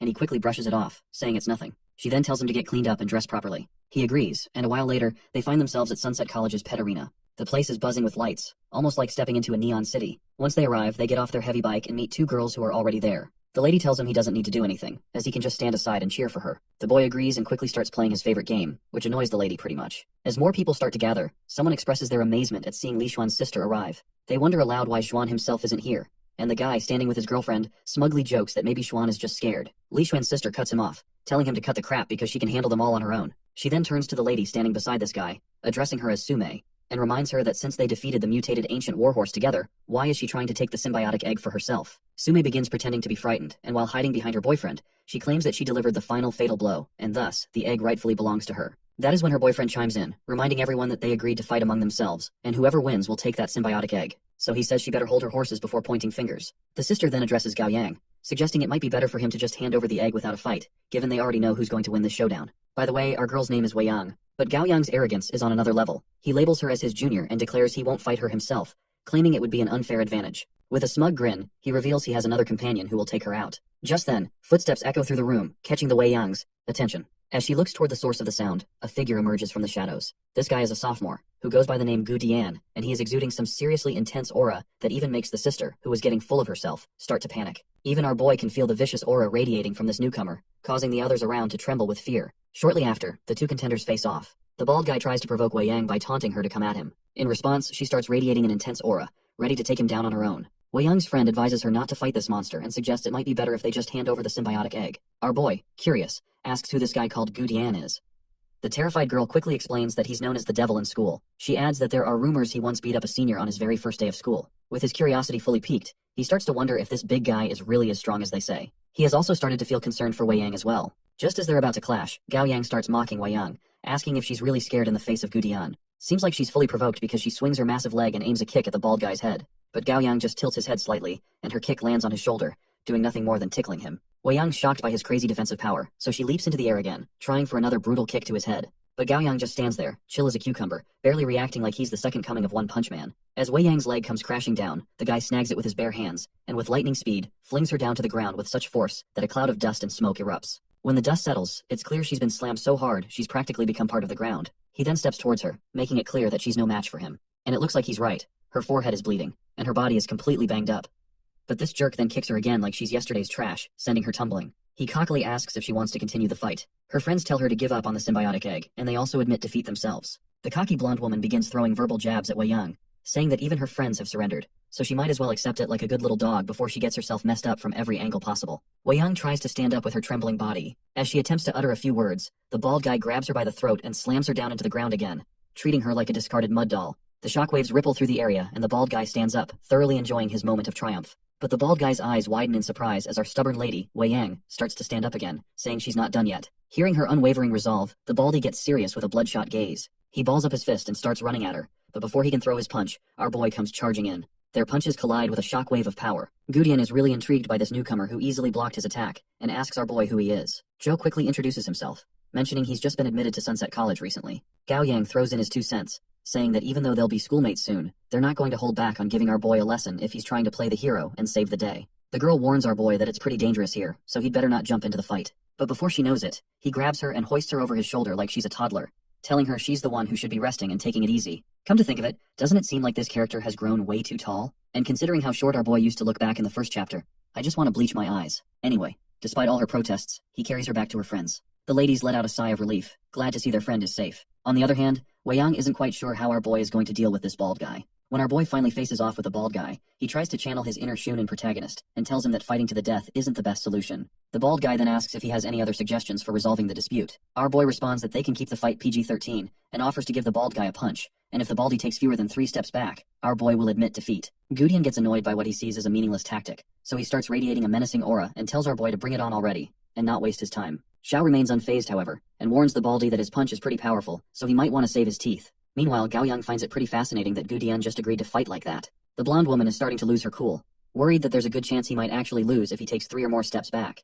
But her boyfriend quickly chimes in, reassuring her not to worry. He explains that Gudian's Chui fighting skill is the porcupine armor, made from needle porcupine crystals. Not only does it make his body as hard as steel, but it also gives him a nasty counterattack ability. And since his porcupine armor has reached the 9th rank, the last guy who challenged him like that ended up losing his arm. So, in a nutshell, our boy's plan might have been a bit naive. Seems like we will know it soon enough, because our boy balls up his fist, and as he starts to gather momentum, the half-glove on his hand begins to disintegrate. His punch lands squarely in the bald guy's gut, and his face tightens as the force of the punch continues to build. This eventually causes a massive explosion, sending the bald guy sliding backward, way beyond his original position. Wei Yang is completely blown away by what she witnessed. It looks like Baldy has lost decisively, and that last punch was so brutal that our boy's fist is smeared with blood. That is when the blonde woman starts shouting, because she is having a hard time accepting defeat. She makes excuses that our boy is not part of Wei Yang's party, so even if he won, the victory does not count. Her dignified boyfriend gives her a solid slap across the face for whining after a fair loss, and tells her there's no denying they've lost. He insists he's a man of his word and isn't backing down. He crosses paths with our boy, saying they'll meet again and he'll be waiting for that moment. With that, the 3 of them leave the area. The girls quickly swarm our boy with their flattery, showering him with well-deserved praise. They point out how their junior is so strong, and these all seem to be falling all over him in admiration. That's when Wei Yang calls out to our boy, pointing to his hand.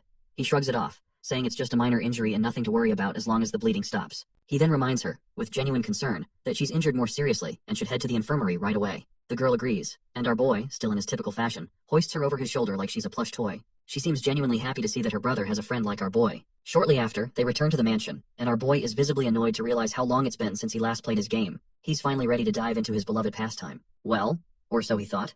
Just as our boy is about to dive into his game, Xuan makes a dramatic entrance into the mansion. And by now, our boy is convinced that the entire universe is conspiring to keep him from fully enjoying his favorite game. Xuan strolls over to our boy, gives him a pat, and asks if he still remembers the dimensional realm he mentioned before, the one where a creature in its visceral form was found. He is asking this because he apparently wants to invite Joe for a visit to that place. Our boy finds this pretty strange and points out that they shouldn't even have access to the realm before school has even started. Xuan with a smirk proudly assures him that taking them there is just a piece of cake for him. But it seems our boy is more interested in playing his game than listening to Xuan. As he's absorbed in checking his stats, Bluehead gets increasingly annoyed and snaps at him for not responding.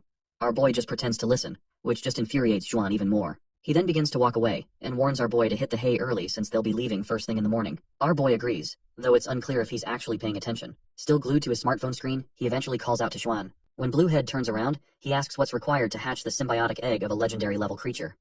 Xuan is a bit surprised by this sudden question, and asks if he's talking about the legendary level Skeleton Knight. He then advises him not to do anything foolish, explaining that it takes at least a dozen points of ki to hatch a legendary level creature. Bluehead explains that if the hatcher doesn't have enough ki, their vitality and flesh will be consumed instead, which basically means they could end up injured or disabled. To our boy, this sounds like he might still have a chance, so he asks if there are any exceptions to this rule. Xuan proudly explains that he himself is a big exception. His invincible constitution makes him more resilient and compensates for the loss of vitality, allowing him to hatch some legendary level creatures even at a lower level. However, Xuan warns that hatching a legendary level creature still costs him more ki than he can handle, and he can't sustain it. He advises our boy to give up on the idea unless he's prepared to risk death. Once he's in his bedroom, our boy reflects on how he wouldn't fear death if it were in the game, but since he's dealing with the symbiotic egg in real life, things are trickier. He then gets an idea.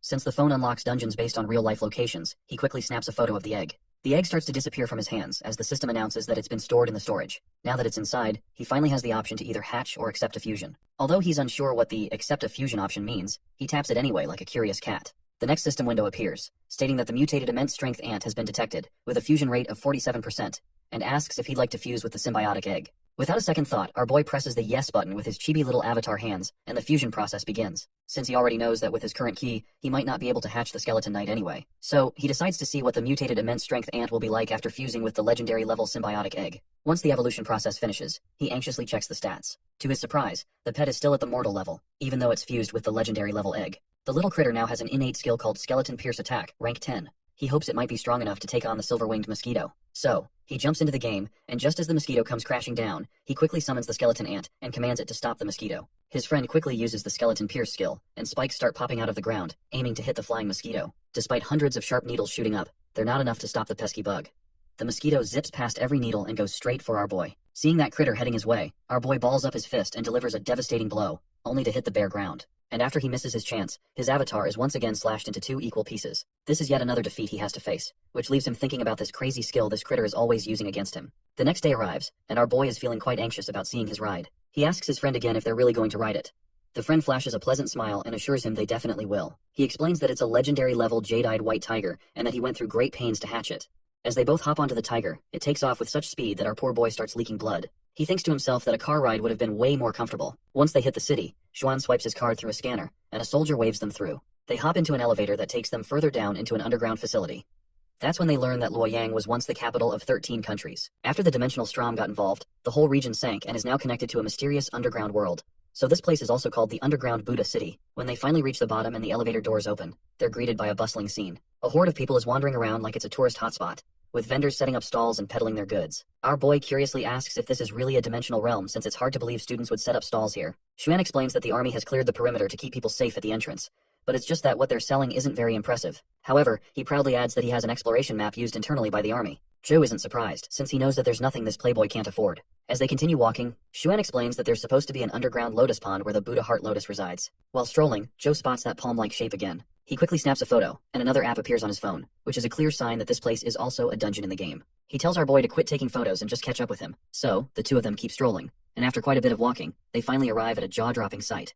A massive pond overflowing with lotus flowers. Xuan points out that this is the Buddha heart lotus, and it turns out there's a creature whose symbiotic form is the heart of the lotus. Our boy wonders why these lotus flowers can't just grow near the shore, making it easier to grab one. Also, why can't they just swim there to grab one of the flowers for themselves? Xuan bluntly explains that the water in the pond is so corrosive it dissolves flesh. Anyone who tries to wade in will end up as a skeleton, so it's a strict no-go zone. Just then, someone else crashes their party. This newcomer is sporting angelic wings, and once he finally stops in midair, he further adds to our duo's conversation that the only way to reach the flowers is if you can fly over the toxic, acid-filled pond. Almost instantly, those normal-looking flowers react to the threat. The delicate petals transform into blade-like projectiles and shoot straight for the guy in the air. But the winged man is quick on his feet. He summons his sword and meets the flower head-on. With a powerful slash, he cuts down the flower, causing its petals to rain down like blood. Our boy is amazed by the display of power. Xuan even mentions that this is to be expected from the Luo family, who are known for their exceptional swordsmanship. He adds that this guy with wings, known as Luo Xuan, isn't even that powerful. Despite saying this, our greedy playboy just can't tear his eyes away from those impressive wings. He's feeling a bit envious, and thinks to himself how amazing it would be to have a flying symbiotic pet. He then asks our boy if they should explore somewhere else, since there might be other dimensional creatures around. He also points out that this area is so strange it's been listed by the army as one of the unknown dangerous zones. Our boy curiously asks what he means by dangerous, and Xuan shows him his phone screen. It highlights how many army personnel have died exploring this area, not from attacks but due to sudden organ failure. For safety's sake, Xuan advises they should make their decisions wisely. Just as they're about to move on, the swamp starts bubbling up. A massive lotus flower emerges, adorned with Buddha faces all over it. Looks like they've finally found the threat they were trying to avoid. The Buddha lotus flower quickly reacts and prepares for battle. The man in the air quickly summons one wing, turning it into a winged pony. But the Buddha flower isn't playing around.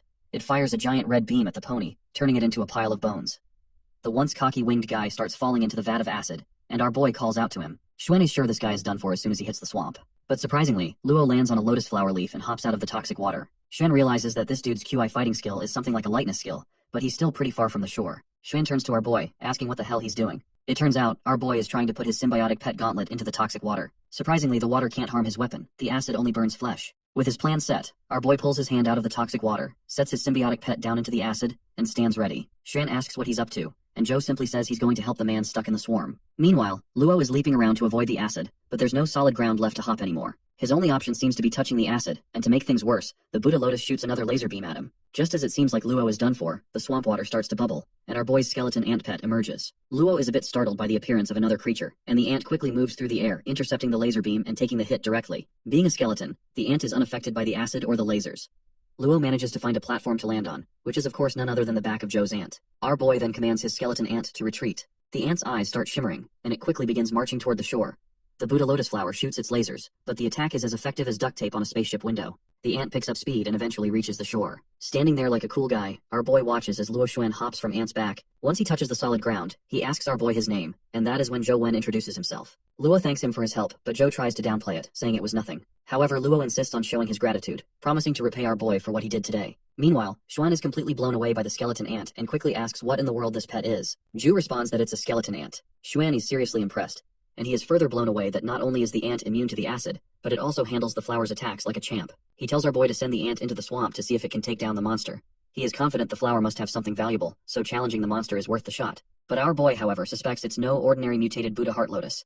He thinks it might be another legendary level creature, and since this is real life, he doesn't want his skeleton ant to get killed. Joe quickly recalls his ant, and Xuan asks why he's so scared, pointing out that it's just a symbiotic pet, and that defeating the monster could yield something much more valuable. But my guy makes it clear that he's not willing to gamble with his skeleton ant, and with that, he starts walking off. Once they return to their mansion, we see that this playboy is visibly disappointed. He's frustrated that he wasted 2 entry passes and didn't find anything worthwhile. He worries that tomorrow, everyone will hear about the giant Buddha Heart Lotus flower, and someone else will beat them to it. Holding his phone, Zhou tells his friend that he's heading back to his room and asks for the map of Buddha City, which might come in handy someday. Xuan hands over the map, and Zhou happily retreats to his room, leaving the playboy wondering why he seems so pleased. Once he is in his room, he smears his phone screen with blood, causing the Lotus Flower app to boot up. He finds himself in the underground Buddha City dungeon, surprised to see a multitude of Buddha Heart Lotus flowers carpeting the water all the way to the shore, unlike in real life. However, the giant lotus flower is still nowhere to be seen. Shrugging off the disappointment, he decides to proceed with defeating monsters in the dungeon. Meanwhile, back in reality, the Buddha Heart Lotus flower has awakened once again. Other players, having heard rumors and stories from their friend Lu Xuan, are now eager to take down the flower. The lackeys of the main guy are pretty impressed to see their boss call in his top-tier legendary creature, a golden-eyed hawk, to deal with the flower. The cocky boss, with a dramatic adjustment of his glasses, sends his golden eagle to attack the Buddha Heart Lotus flower. Back in the game, Zhou Wen is dodging lasers with slick moves while cutting down lotus flowers left and right. His skeleton ant is also in action, delivering a final strike to a flower and causing it to drop a crystal. Seems like he finally gets something valuable after slaying so many creatures. He examines the skill crystal and realizes he hasn't heard much about the Buddha Heart Lotus's key fighting skill. Given the lotus flower's attack style, which seem to involve hidden weapons, he decides to absorb the crystal. As he absorbs the crystal, he notices its effects in real life. The warm sensation he feels is completely different from the pain he experienced with his power punch absorption. This new warmth indicates a new, intriguing power, and he begins to consider how this might enhance his abilities. As Zhou Wen's heart feels relaxed, as if it's being touched by heavenly waters, the system flashes a notification. New skill acquired. Meditation rank 7. It's a strength-based skill he wasn't expecting. Curious about its effects, he concentrates, and a blue aura surrounds him from all directions. However, after a short while, he's disappointed to find that the only sensation he feels is a warm, comforting one.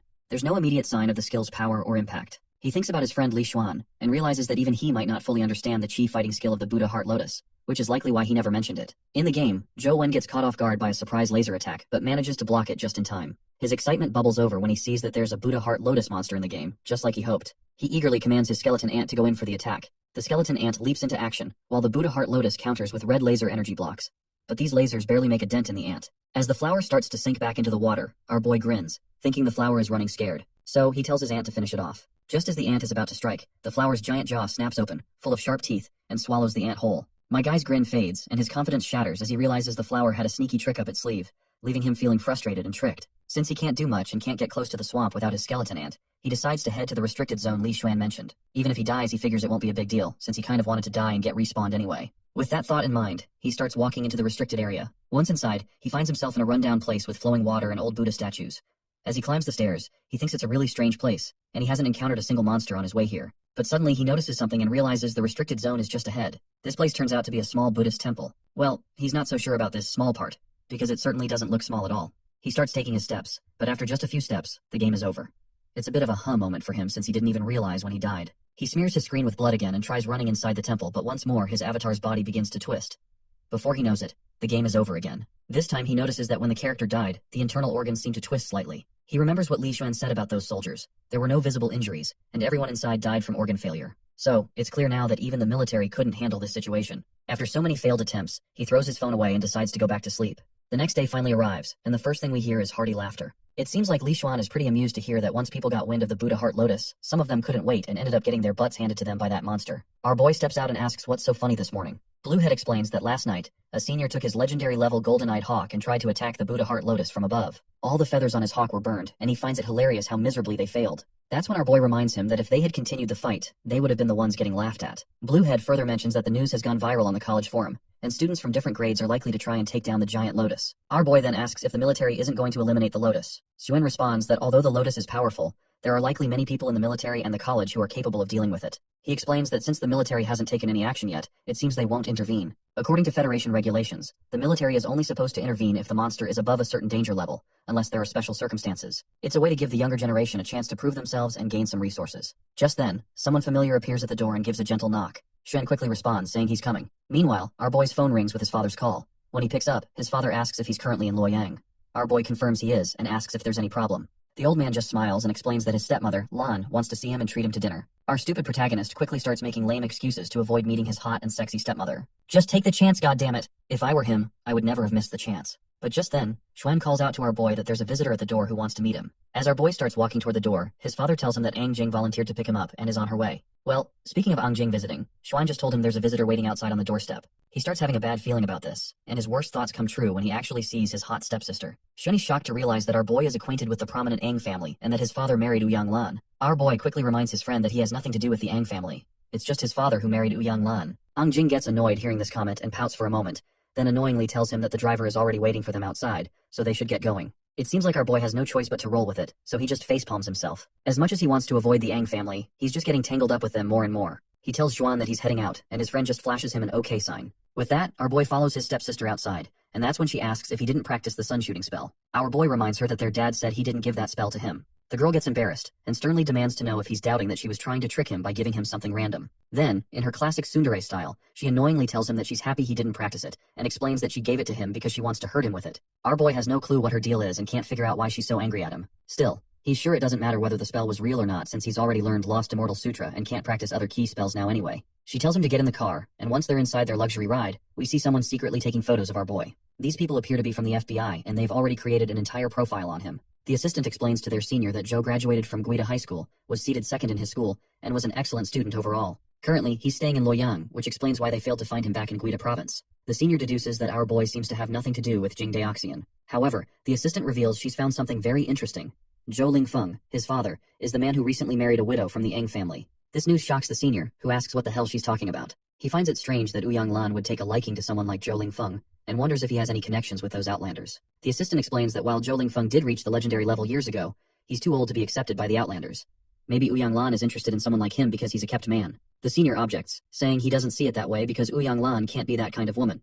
He explains that the Ang family was in chaos when its master died, with many big shots coveting their properties. Ang Tianzuo, who is her son, was only 13 at the time, so he questions whether someone as shrewd as Ouyang Lan would marry an incompetent man. Anyway, he tells the assistant to bring Zhou Wen to him first, and she agrees. He also insists that the Ang family shouldn't hear about any of this. The next scene takes us to a grand mansion, and our boy, feeling anxious, steps out of the car. He's blown away by the mansion's opulence and finally sees his father along with his stepmom. His stepmother greets him warmly, saying she has been looking forward to meeting him for a long time. At the dining table, food is served, and his stepmother encourages everyone to try it. She offers him some lobster, which is also her daughter Jing's favorite. Jing happily nods in affirmation, looking forward to eating the delicious lobsters, but her mother bursts her bubble by saying that since Zhou Wen is their guest, he should be allowed to eat first. Of course, Jing isn't thrilled to see her food being taken away just to be served to our lunatic MC. She gives him death glares, and the intensity of her anger is so immense that our boy can almost feel the heat radiating from her. The mother tells him to just ignore Jing and whispers into his ear that she is intentionally trying to punish her for bullying him before. The boy anxiously takes a piece of lobster and stuffs the fancy food into his mouth. He can tell the food is quite tasty,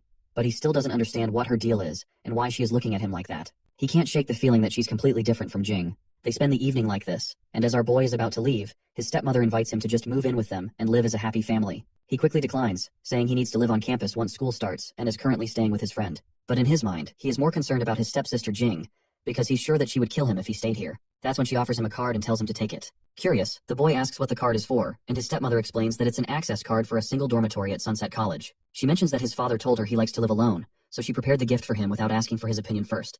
but she hopes he'll take it. It looks like a single dormitory is exactly what he needs if he wants to play games without any interruptions. He takes the card key and wonders how his dad knew he needed a single room. He thanks her and calls her madam, but she takes it the wrong way. She runs her hand through her hair and asks if she really looks that old, telling him he can call her anything but madam. Seems like he's learning the hard way that every woman, no matter what, is touchy about their age. He heads back to his friend's mansion, and when he gets inside, it's dead silent, meaning Li Xuan is out again. I guess this is just good news for him. With a boost from that hearty dinner, he's all set to dive into his game without any interruptions. He dives back into the game and gives it his all to defeat the ant nest in the dungeon. Once he's done, he scores another symbiotic egg for himself. He checks the stats and reads that it's a mutated immense strength ant, which will give him an innate skill power punch of rank 2. He's not too thrilled, seeing that the attributes are much worse than the last one. Just then, a stinging winged mosquito tries to take a swing at him, but he ducks down just in time to avoid the attack. He feels annoyed by this sudden sneaky attack, but before he can retaliate back, the mosquito comes at him with full throttle. But my guy just dodges this stinky mosquito once again. He is trying to stay vigilant because he knows he has to stay alert if he wants to avoid getting taken out instantly. The mosquito comes at him full throttle, and he seizes the opportunity, and also starts running in the direction of the mosquito. As the monster tries to strike, he blocks it head on. This time, he narrowly escapes with just a slight graze on his cheek. Just as the mosquito is picking up speed, it suddenly vanishes into thin air. Our boy readies his fist, powered up by his immense strength ant gauntlet. Since he can't see the mosquito with his naked eye, he shuts his eyes and quickly senses where the critter is behind him. With his fist ready, he lands a devastating blow that sends the mosquito tumbling down like a rag doll. He leaps from his spot and unleashes his next move, Ash Palm.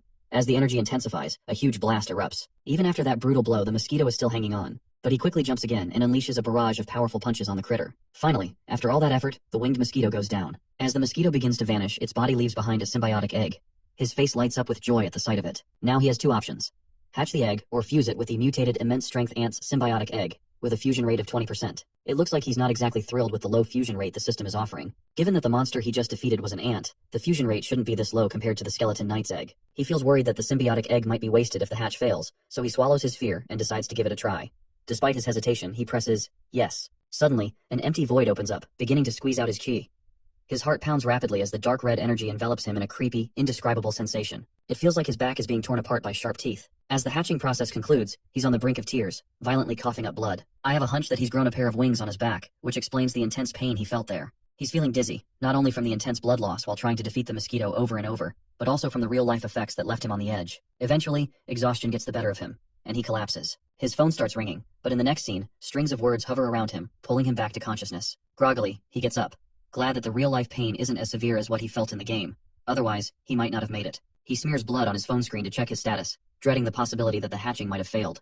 But to his relief, the egg has successfully hatched. Eager to try out his new abilities, he quickly summons his avatar. When the silver-winged mosquito finally materializes, what he sees leaves him utterly devastated, because it's just a tiny mosquito. His shocked voice echoes through the mansion as he stares at the little critter, completely floored by the underwhelming result. He examines the stats and reads that this thing is a silver-winged mosquito larva, which is classified as a legendary pet. He has no clue what a larva actually entails, but he brushes it off and notes that the attributes are surprisingly poor for a legendary creature, especially considering how ferocious it was when it tried to kill him. Despite its weak attributes, it does look kind of cute. Suddenly, his phone beeps, and the system announces that the silver-winged mosquito is feeling pretty hungry, so he better feed it right away. He's clueless about what this little critter is supposed to eat, but when he presses the yes button to feed it, a system window pops up, asking whether he'd like to feed it the mutated skeleton ant, or the mutated immense strength ant. Shu is frustrated to see that this little critter has such picky tastes. He certainly doesn't want to sacrifice any of his other symbiotic pets for it.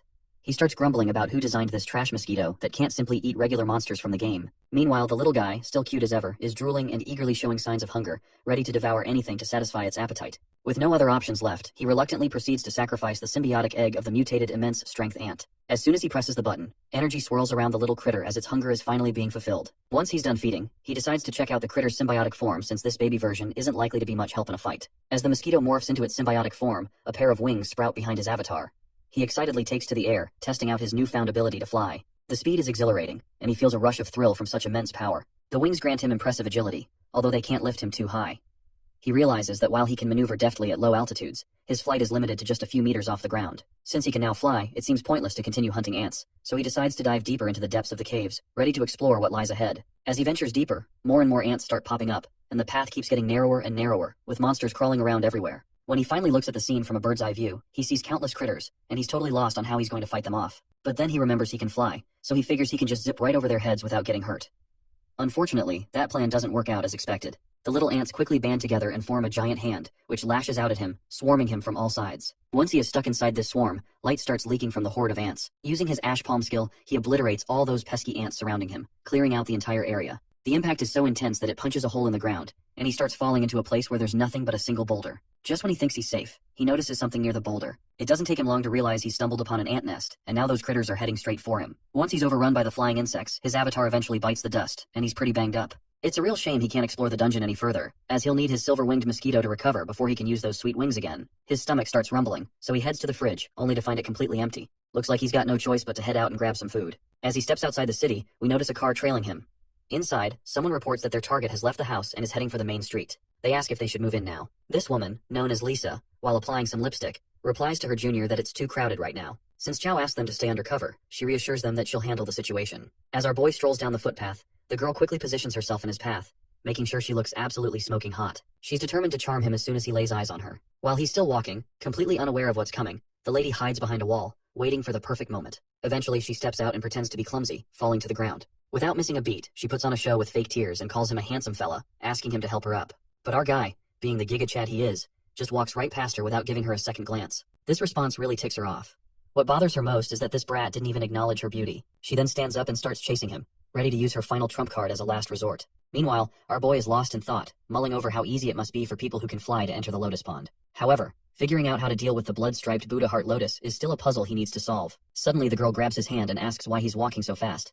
Zhou, confused, asks her who she even is. She replies that she's lost and hurt herself when she fell, so she's just asking for a little help. Hearing this, Zhou pulls out his phone and dials 911, telling her that help will be on the way soon. But she quickly insists that he put his phone away and just take her home. Zhou remains unhinged and says he's heading out for dinner and doesn't have time to waste.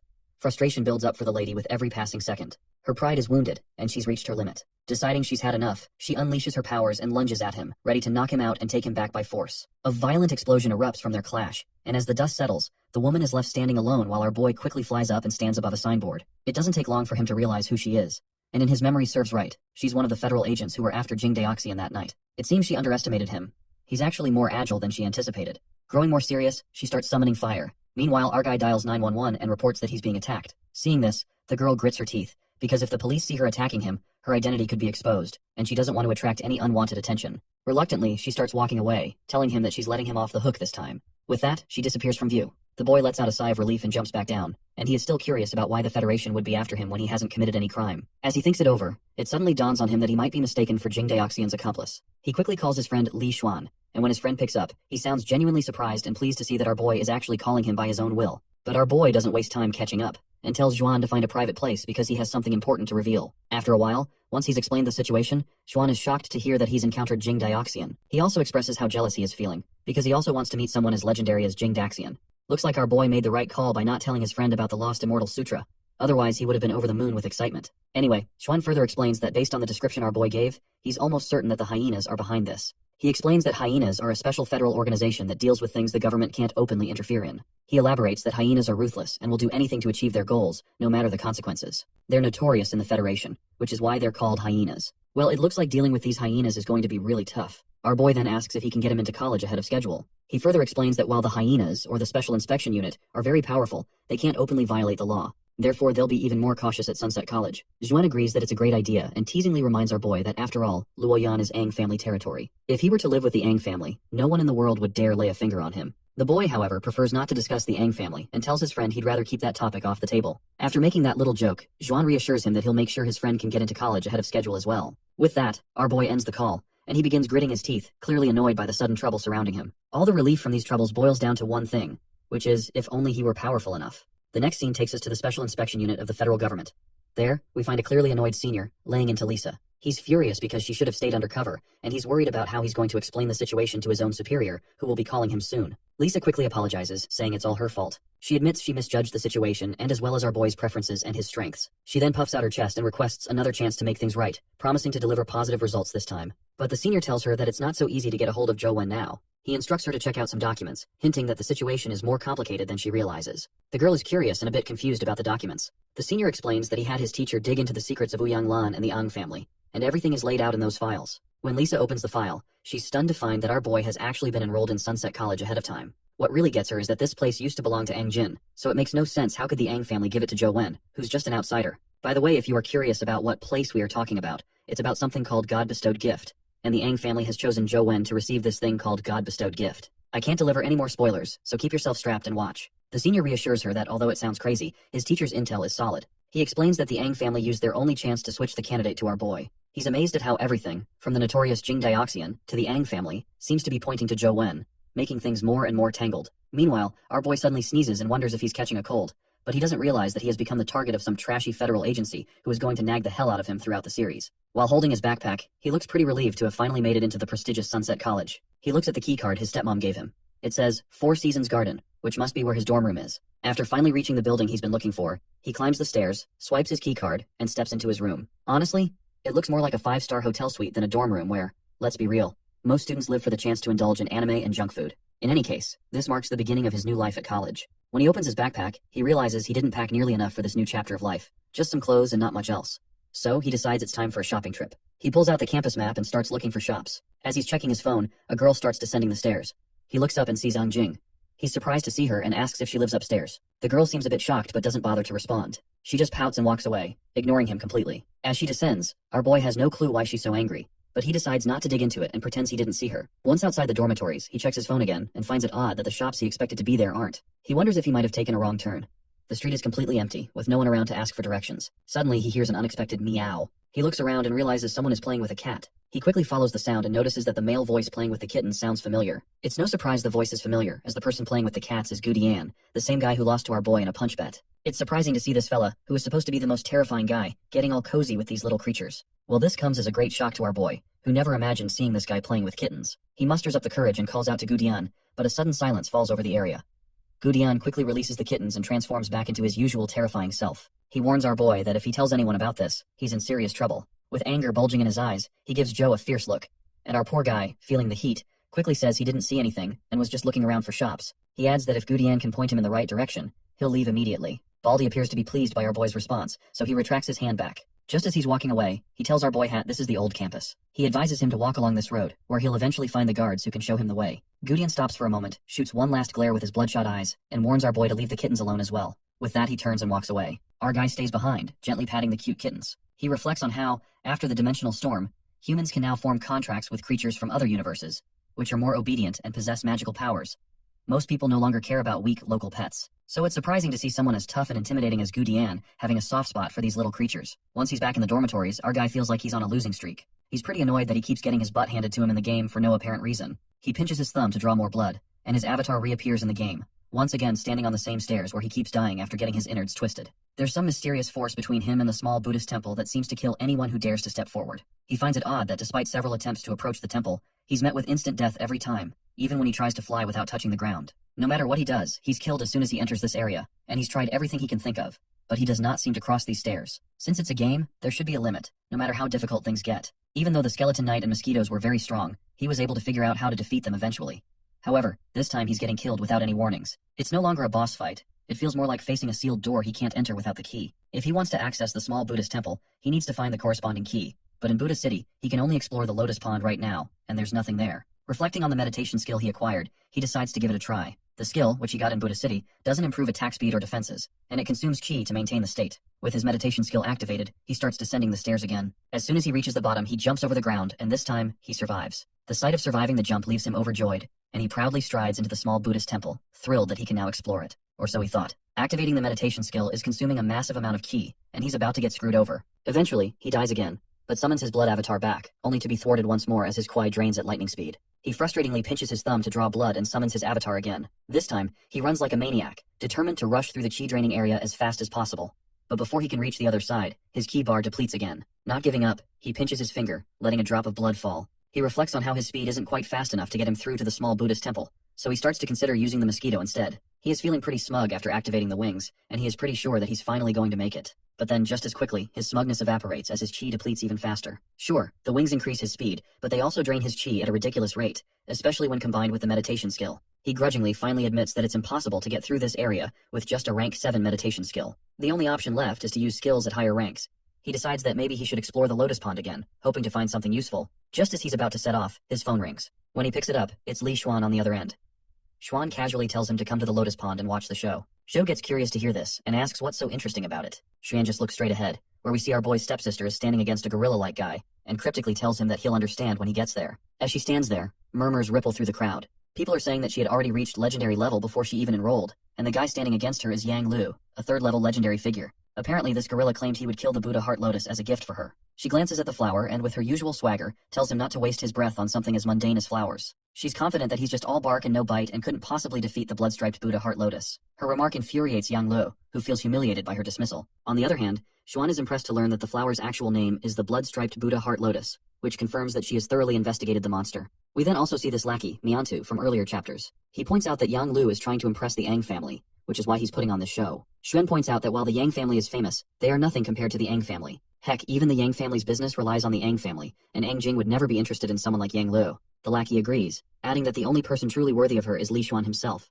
But the boss quickly shuts his lackey down, saying he's not interested in Ang Jing at all. After all, he's not the type to clap cheeks of his friend's sister, and that friend, of course, is our boy. When our boy finally strolls into the scene, he looks at his stepsister and asks Xuan if he really called him here just to show off his sister. The playboy just smirks and says that's not the main event. He points out that his sister has an admirer, and as her brother, it's his right to check out the man who's fallen head over heels for her. Meanwhile, Yang Lu is seething with anger after the humiliating rejection from our stepsister. He's confident that once he takes down the blood-striped Buddha Heart Lotus, he'll make her swallow her words and accept his gift. But the girl dismisses his promise as pointless and tells him to stop humiliating himself. That's the last straw for Yang Lu.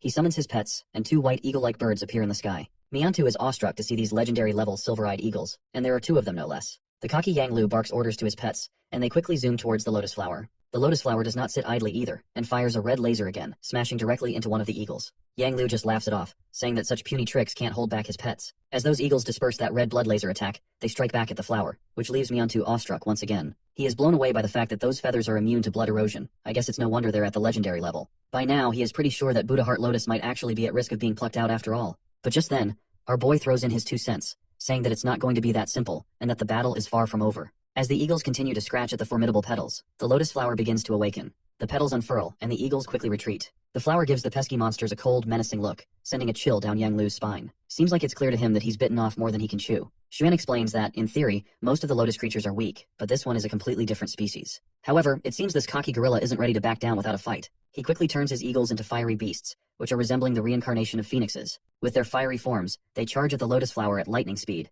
deploying their golden claw ability. But the flower quickly hides behind a red crimson shield, stopping the phoenixes before they can deliver any devastating damage. The gorilla is stunned to see that the flower even has a defensive key fighting skill. But that is when he also realizes that the blood shield only defends against attacks directly around it, so he decides to keep the flower occupied with his phoenixes, while he sends another phoenix eagle to attack from above, where the flower is unguarded. Our boy quickly realizes that the gorilla is about to attack from above, and this triggers a memory of his past game experience, where the monster devoured him from above. He screams that it's a literal trap.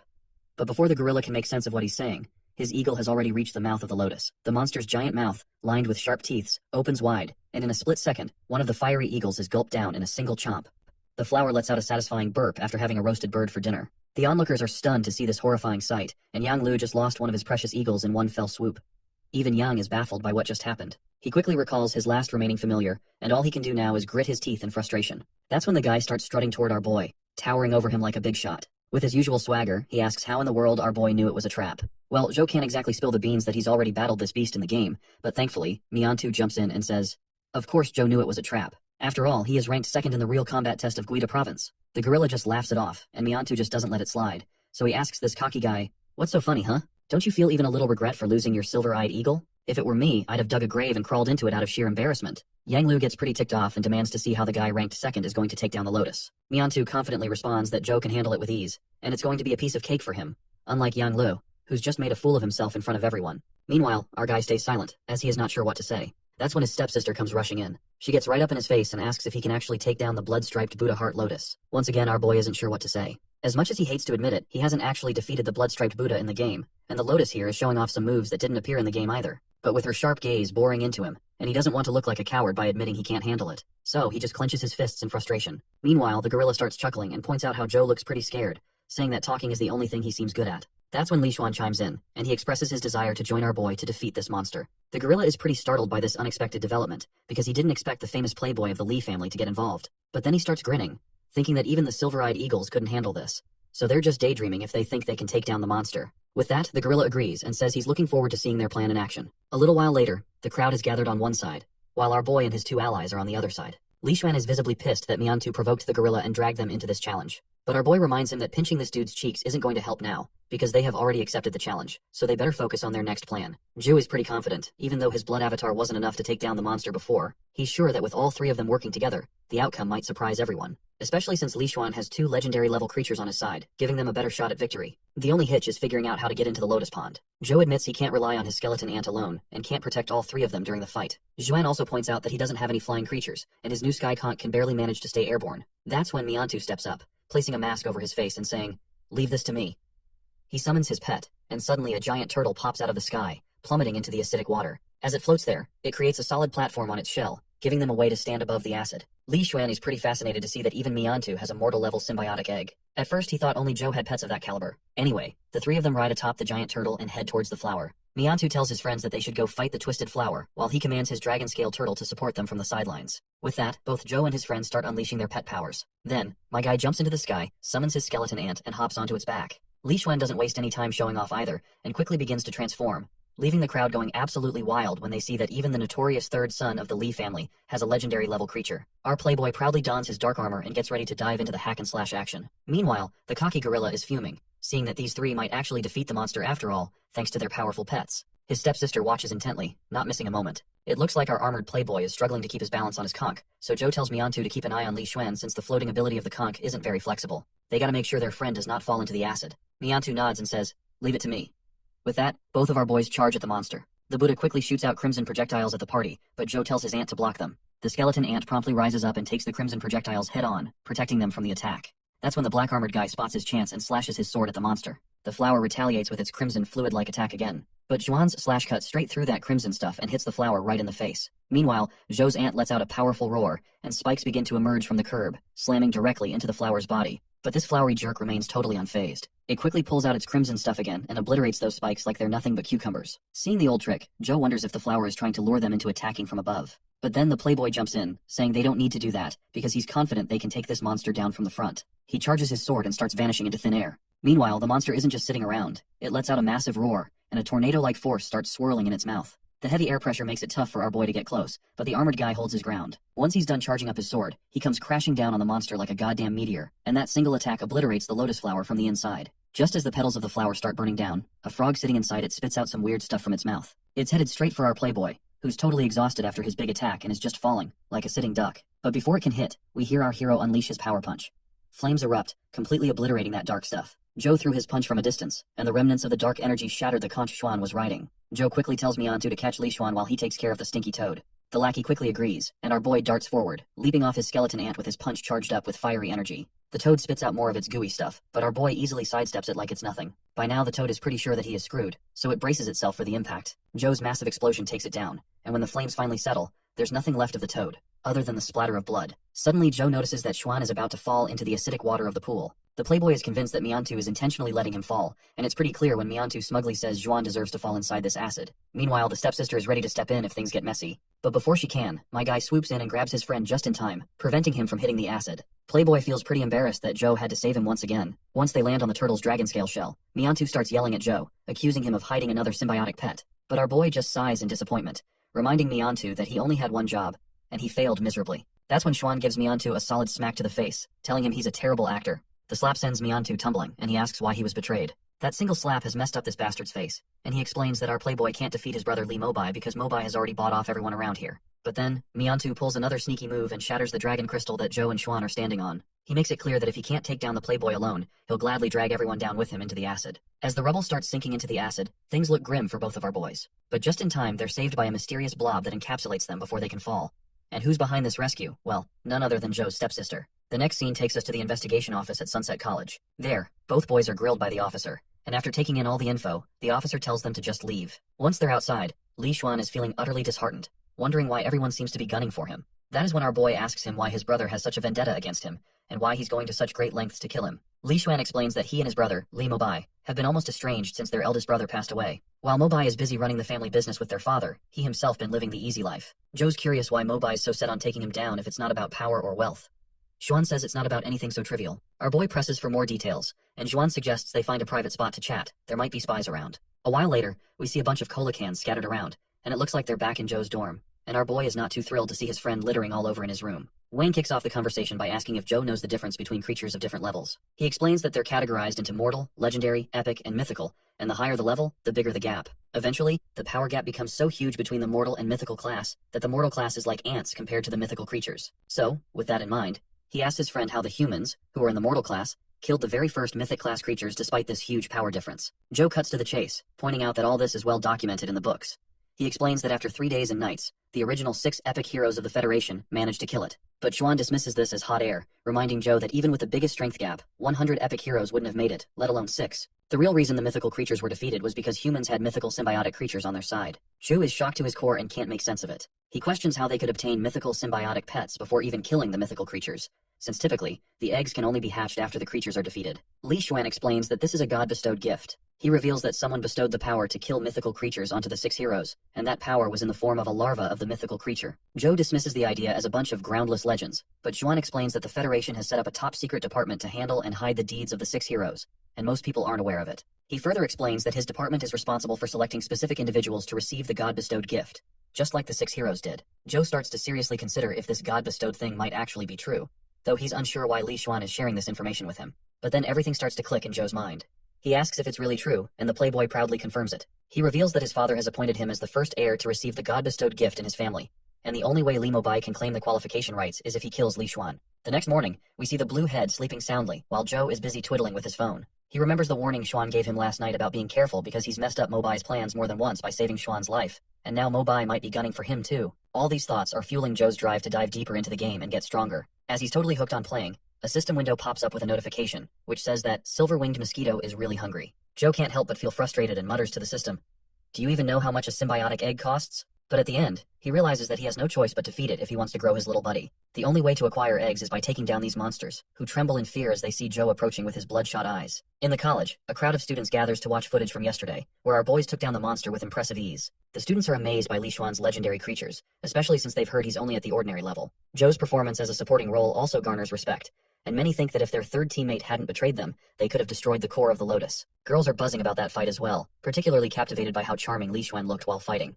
They turn to Wei Yang, who is Li Xuan's sister by the way, and ask if she can bring her brother to meet them sometime. But it seems like Wei Yang is busy watching her own love interest, who is our boy of course. She smiles as she sees him in action on the video, clearly enjoying the show. In the Federal Investigation Unit, the team's glued to the footage of Zhou Wen's battle. They're pretty blown away by how he dodged that poison toad's attack and landed a punch that took the creature out in one hit. Lisa chimes in, saying that Zhou Wen's physical skills alone can't explain that kind of move. She figures he's probably using a top-tier key spell. But, she adds, the records show he's been practicing bitter meditation, which isn't exactly cutting edge. The senior investigator agrees with Lisa's observations but adds a layer of intrigue. He recounts that while he was in Guida province, he caught a brief glimpse of Zhou Wen's abilities. During that time, Zhou's skin had a slight jade luster, a sign that he was practicing bitter meditation. Now, that feature has completely disappeared, which suggests he may have abandoned the practice. Lisa asks if the senior suspects that our boy is not pursuing bitter meditation after years of dedication, and if so, who might have provided him with a higher level key spell, which forced him to abandon the bitter meditation. The senior pauses for a moment, then drops 2 names which pop up in his mind. The first one is the Ang family, and the second one is undoubtedly Jing Daoxian. Well, we all know that it's Jing Daoxian who gave our boy the chi technique known as the Lost Immortal Sutra. The old man can feel his own technique weakening, which only means our boy is awakening his own powers. Back at the headquarters, the senior explains that our boy met his stepmother, Ouyang Lan, recently, and even if she had given him a new chi spell, there wouldn't have been enough time for him to master it. So if they rule out the Ang family, the only real suspect left is Jing Daoxian. The senior then orders Lisa to charge Zhou Wen with being an accomplice of Jing Daoxian and to apply for a cross-district arrest warrant, because it's finally the time they interrogate our boy face to face. Lisa agrees immediately, and as soon as she pulls up the system window, she opens up Zhou Wen's entire profile. She's really looking forward to catching him and giving him a taste of what's coming. The woman then asks if the Ang family will protect our boy in college. The senior reassures her that as long as they get the warrant, they won't have any reason to protect him under federal law. Plus, since both Ang Tianzhou and Ang Jin have been messing with him, it's clear they don't want Zhou Wen to fight for the god-bestowed gift. Maybe they never really wanted to protect him in the first place. We then see our stepsister again, looking a bit hesitant before entering Zhou Wen's apartment. She stands there, reflecting on past memories. She recalls asking her mom why she chose our boy to be the candidate of the god-bestowed gift. She admits he's talented, but talent alone isn't enough to make him succeed. Besides, he's a gaming nerd, always glued to his phone whenever he gets a chance to play. But that's when her stunningly attractive mom, with a great figure and all, admits that she's already made her decision and would rather argue than change her mind. In the present moment, this is really irritating the girl. She's determined to prove to her mom that she's way better than him. She eventually decides to knock on the door, but before she can do much, Joe opens it himself, still glued to his game. It takes him a moment to realize Ang Jin is standing on his doorstep. The arrogant stepsister then explains that her sun shooting spell is legit, and that he can practice it however he wants. Joe is confused about what her deal is and whether she's just here to brag about her spell. In his mind, he thinks even if he wanted to practice it, he wouldn't be able to learn it since he already has the Lost Immortal Sutra. She then asks if he still doubts her. If he does, she tells him to show her the flash drive to their father, and he will surely verify it. Joe lets out a sigh at this and finally asks why she even gave him the spell in the first place. The girl replies that it was to prove she's better than him. She then asks if he wasn't upset when she defeated him in high school. Our boy flashes a charming smile and says not at all. In fact, he kind of admires her for it. This annoys her, and she tries to remind him that she defeated him publicly, so it makes sense he'd want to bounce back and get revenge. She explains that she's seen his abilities at the Lotus Pond, and believes he'll reach the legendary level after 3 months of practicing the sun shooting spell. She'll allow him to practice it, but until then, she plans to challenge him again. Our boy simply asks if he can give up now, admitting defeat. But this stubborn lady just gets even more annoyed and tells him he must fight her again. She's fuming at the top of her head, completely baffled by how her mother ended up choosing this guy. Eventually, she withdraws her hand and decides to head back to her dormitory. She offers Joe some chi crystals as a prize, saying he's welcome to take any he wants since she won't be going easy on him this time. Joe stands there in silence, reflecting on how she's a talented girl, recognized by the Federation, who reached legendary level at just 13. It doesn't make sense to him why she's so determined to fight him. Well, it seems like this idiot is clearly still in the dark about being chosen for the god-bestowed gift as the Aang family's candidate. Nonetheless, he grabs the garbage bags Li Xuan littered last night, takes out the trash, and returns to his game. He's still glued to the screen and the action is intense. It looks like he's finally defeated the Lotus Buddha flower, and his ant skeleton has snagged the Buddha Heart Lotus egg. He quickly retrieves the egg from its pet, feeling anxious as he opens the stats tab. Li Xuan had mentioned that the symbiotic heart of the Buddha Heart Lotus is very useful. Meanwhile, his silver-winged mosquito larva is starving and will soon disappear if it doesn't eat anything in time. He lets out a defeated sigh and decides to feed the little critter first. As soon as he presses the button, the larva begins to undergo evolution, bathed in bright, flashy lights. Zhou Wen anxiously hopes that his larva will get bigger, but in the end, he's disappointed to see that the larva remains just as small as before. He's already fed it 2 ordinary symbiotic eggs, but it's still a larva. He wonders if ordinary symbiotic eggs are less effective for legendary creatures. It's tough to get a legendary symbiotic egg, and it would still take him a lot of effort, even if he fights Skeleton Knight over and over. The drop rate for legendary eggs is so low that it is going to take him forever to grab one. He leans back on his bed feeling defeated. He reflects on how he still has his sister to deal with, and if he doesn't reach the legendary level within 3 months, he's in serious trouble. He then remembers that thanks to the Lost Immortal Sutra, he can't even practice the sun shooting spell. He's still in the dark about how the sutra works and how he can advance further. As he beats himself up over his lousy luck, a knock on the door grabs his attention. When he opens it, he sees the familiar face of Gao Yang. Our boy asks what's up, and Gao Yang says he's here to apologize. This raises a red flag for Zhou, who is unsure of the real reason for the visit. Gao Yang continues his yammering, saying there will be no discord or conflict, and he wants to apologize for the past. He simply wants to forget their past grievances and extend his hand toward Zhou, taking the first step toward their friendship. Our boy accepts the gesture of friendship and proceeds to close the door, mentioning that he's in the middle of a game. But Gao Yang tells him to wait because there's actually one more thing he wants to say. He then takes our boy somewhere and introduces him to his friend Haifeng, saying he's brought Zhou Wen here. Haifeng, a newcomer, just smiles and thanks Gao Yang for bringing our boy here. Suddenly, Haifeng moves with such incredible speed that our boy can barely see him.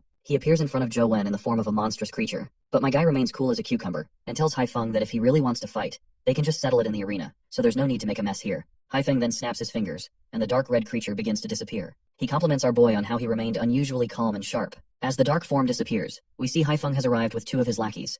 He begins by apologizing for his previous impertinence, and introduces himself as Hu Haifeng. Without wasting any moment, he cuts to the chase, and invites Zhou to join their team and help them take down the blood-striped Buddha Heart Lotus together. It seems like our boy probably didn't completely destroy the core of the flower last time, which is why the lotus is still around. Anyway, he asks why he's being chosen for this, and Haifeng explains that he studied the video of the battle between him and the Buddha Heart Lotus. While Li Xuan performed brilliantly, Haifeng found our boy's command and judgment even more intriguing. He points out that the academy has people stronger than Li Xuan. However, what made their last fight valuable was Zhou Wen's overall observation skills, and how he anticipated Li Xuan's position and dealt with the poison toad at the perfect moment. Haifeng goes on to say that if their third member hadn't betrayed them, Zhou would have won the fight. He further reassures our boy that he won't have to deal with the Lotus Pond mess again. All he needs to do is guide them and manage their symbiotic pets from the sidelines. Even with all the chatting and explaining, Zhou still turns them down. In his head, he's more focused on how to beat the boss in his game than on directing a bunch of cocky seniors. He's almost got the Lotus figured out and plans to tackle it himself eventually. Gao Yang tells him to think it over because Haifeng and the other 2 seniors are at legendary level in the academy. Joining them could be a big win, and with their help, victory could come pretty quick.